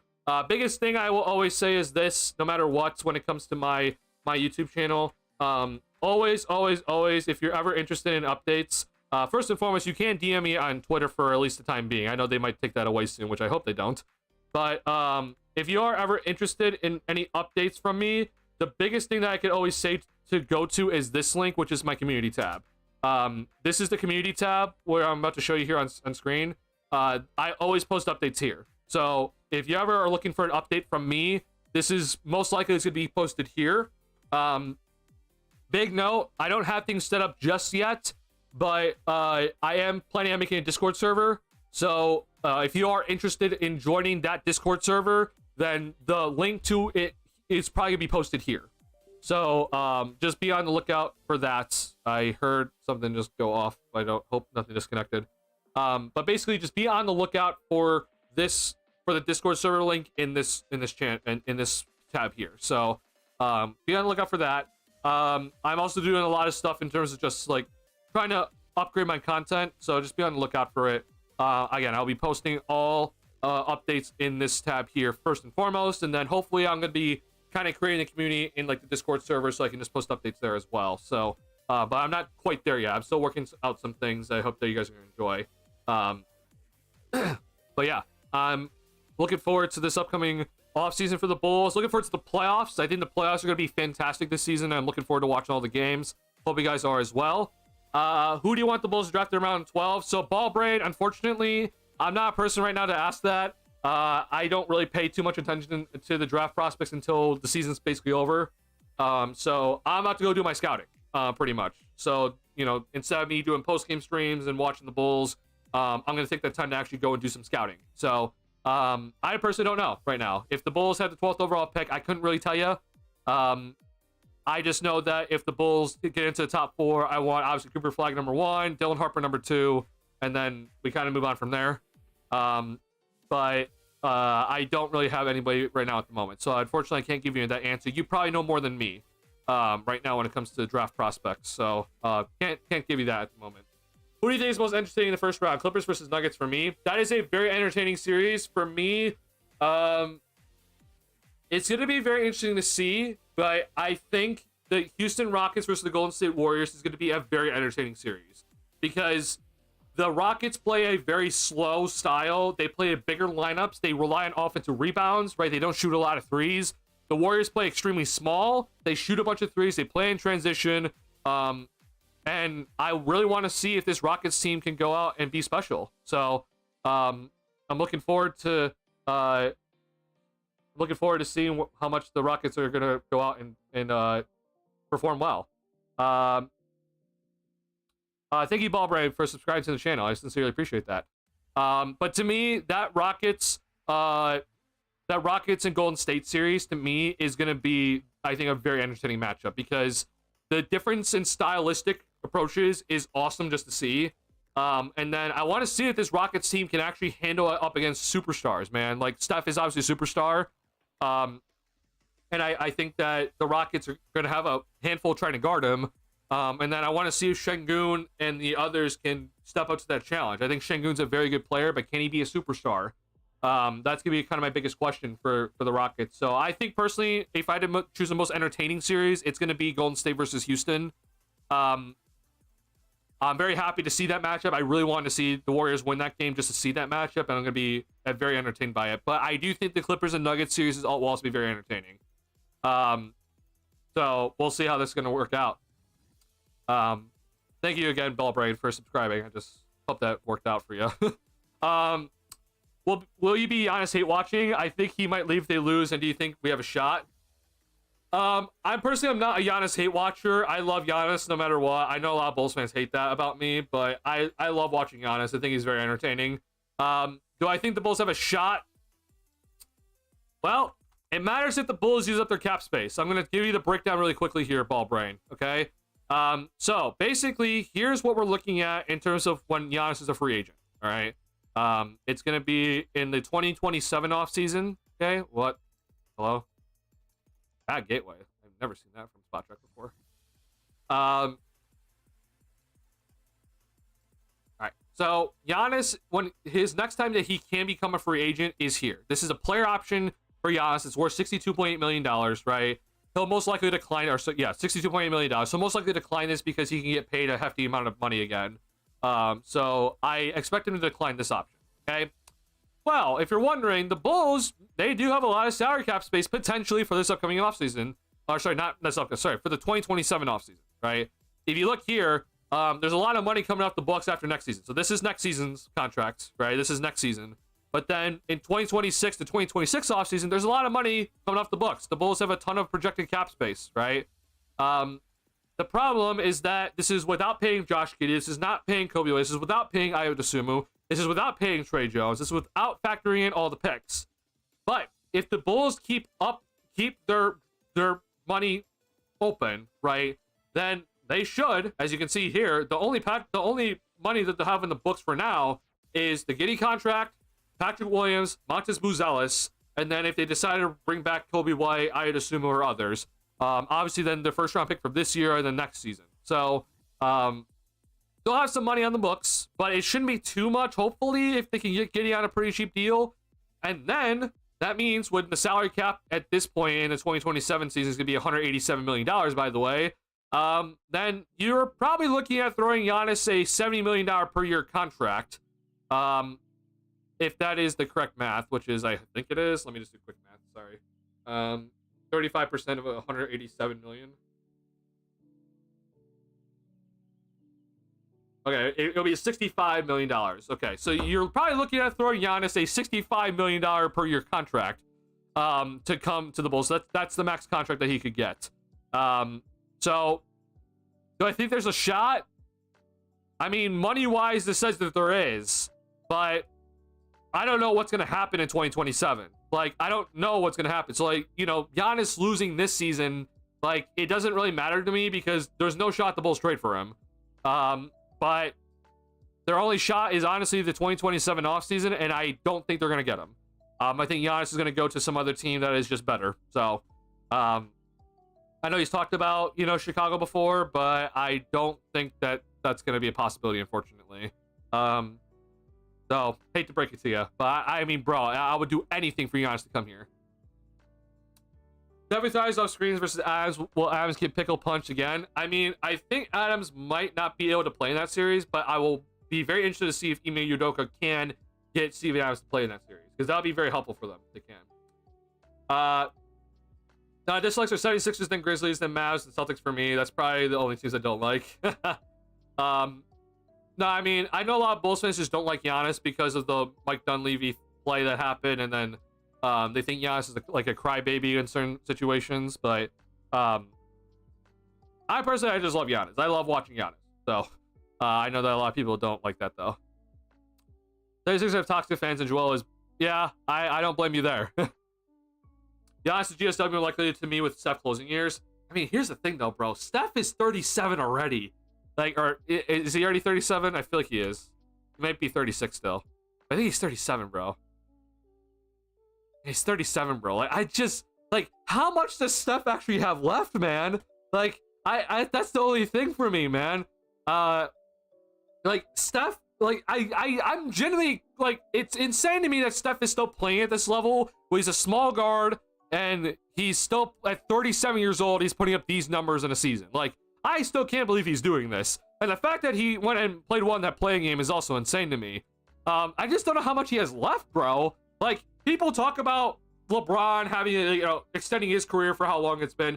This, to me, is more impressive what Steph Curry is doing. The fact that Steph Curry is playing this well, is playing at an all-NBA level when he's 37 years old as a 6'2 guard, that, to me, is more impressive than LeBron playing until he's, like, 43 or whatever. Like, I think this is more impressive.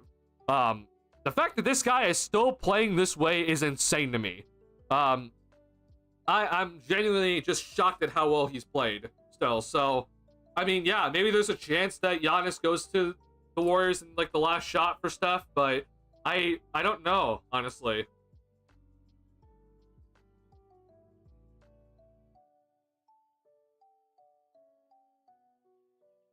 Alright, I don't know why Spot Truck's taking so long. I might have to end stream soon. Which I was going to do that anyway, but...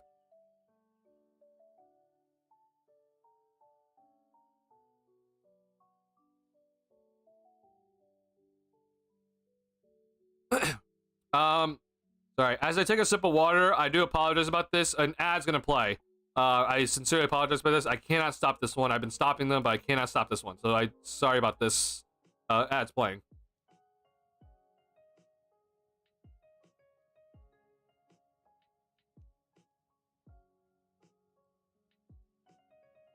All right, there we go. I'm gonna wait a few more seconds for the people that got the ad. Sorry about that. I've been stopping ads for like the past like hour, so I had to play that one. Joel Embiid didn't deserve the MVP that year. There's definitely an argument he didn't deserve it. But I think there's an argument that he did deserve it. Been 3 more years, Steph. At this level, God, bro. If Steph Curry is playing this well at 40, bro, like, I'm gonna lose my mind if he's still playing this well at 40. LeBron better play with his other son, too. Yeah. I don't know if Bryce has a chance. I think Bryce actually might have better potential, but I'm not sure. Now Jokic won't win the MVP again. Yeah, we'll see. Sorry that we dragged out long. Oh, it's all good, bro. I appreciate you guys talking with me. I love this stuff. My only thing is that I'm losing my voice. That's kind of the only problem here. All right, so we are looking at the 2027-28 season. Curry is not even under contract for this year. So yeah, I mean, I guess there is a shot, right? Where it's this is the season where because again, you have bird rights on Curry, so you don't need to re-sign him until after you go out and spend all your money. The problem is that his cap hold is $65 million. So that's the problem here. So like I'm gonna assume that maybe Jimmy just wouldn't be around anymore. I'm gonna also assume Draymond won't be around, but maybe we'll see. And then a bunch of draft picks, and yeah, I mean they'll have money. It's kind of crazy to say it, but I think if you renounce the rights to Jimmy Butler and Draymond Green, you'll have the money.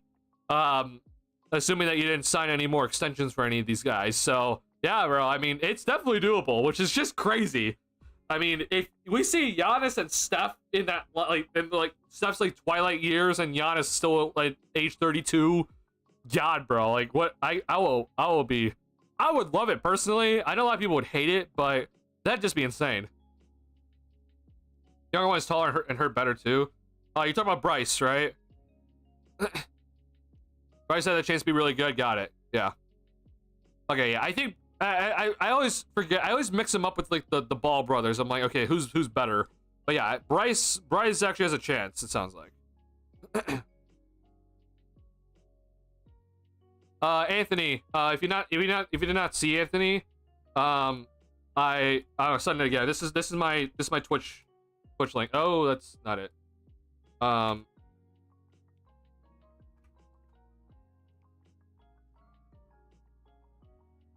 Here's the Twitch link. So streams will start soon. With the off season, at least for the Bulls not officially here. Streams will start soon. I can't guarantee a day right now because there's a lot going on with me. So yeah, streams will start soon. Keep this tab or keep this page open. Or keep checking this page, Anthony, if you want the update. I will be posting on here. I'll be posting on here when I go live. On Twitch. I will also probably tweet it as well, but keep checking here. Anthony, also just keep in mind I will also be making a Discord soon, so if that kind of interests you, then you can join the Discord server and I'll be posting stuff there. But it's not ready yet. But that's the plan. So that's gonna be the plan moving forward for the announcements.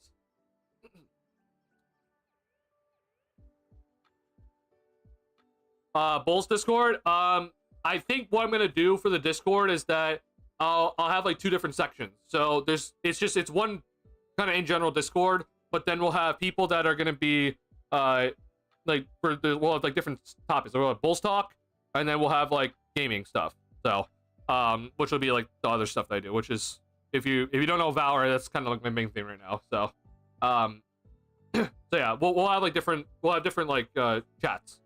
But I'll be posting updates about anything I do in there to kind of help people. Like if you want to be notified, like that's a good way to be notified, like hey, I'm going live or whatever. Yeah.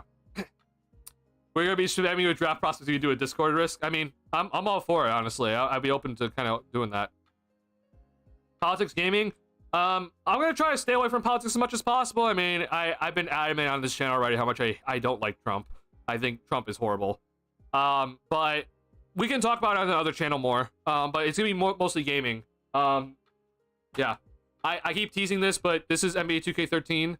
I have a 99 overall my player on this game that I would love playing. I haven't played in a while, but I want to play with you guys. I will also be doing kind of Valorant stuff with some of my friends. And then I have a pretty big fun thing if you are interested in Valorant as well that I'm gonna be planning on doing. So, and if you're wondering, I actually am able to do it. Like it's gonna be like a fun overall event. So, yeah, look out for it. Do you need to stream 2K? That's the plan. That I will be streaming 2K. I might also buy NBA 2K25. I haven't bought it because I stay away from that. I've been staying away from 2K games for a while, but if we wanted to do like a rebuild the Bulls type of situation, like we could do that on the stream as well. But yeah, I'm planning on doing some 2K stuff. Sorry, I'm responding to a text.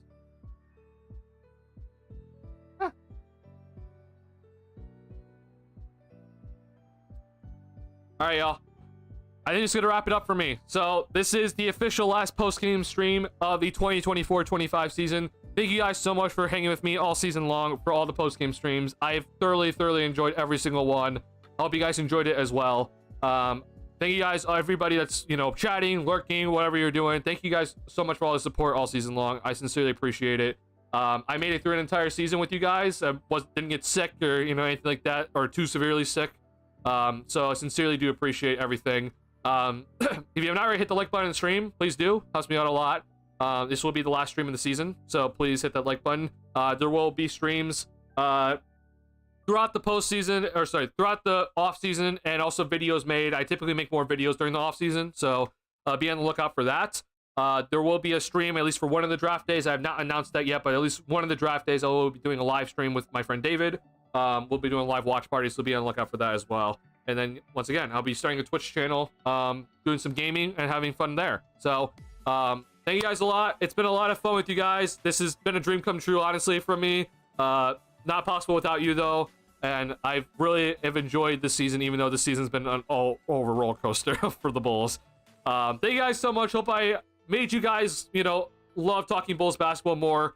Hope I made it a nice, good atmosphere, a good overall place to come to. And let me know what I could do better. I'll be opening up kind of that sort of suggestion for anything on this video. So if you want to go ahead and comment down below anything I can do better, please do. Suggestions, please do. Let me know. All right. But that is going to do it for me. It is late. It's past midnight, and I do want to go to bed. So thank you guys so much. This is going to be the end of the 2024-25 season. Bulls lost to Miami Heat. We will be seeing each other for the next post-game stream for the Bulls preseason. So that'll be the 2025-26 season, and hopefully it's going to be a better year for the Bulls overall. So thank you guys so much. See you next time. Peace.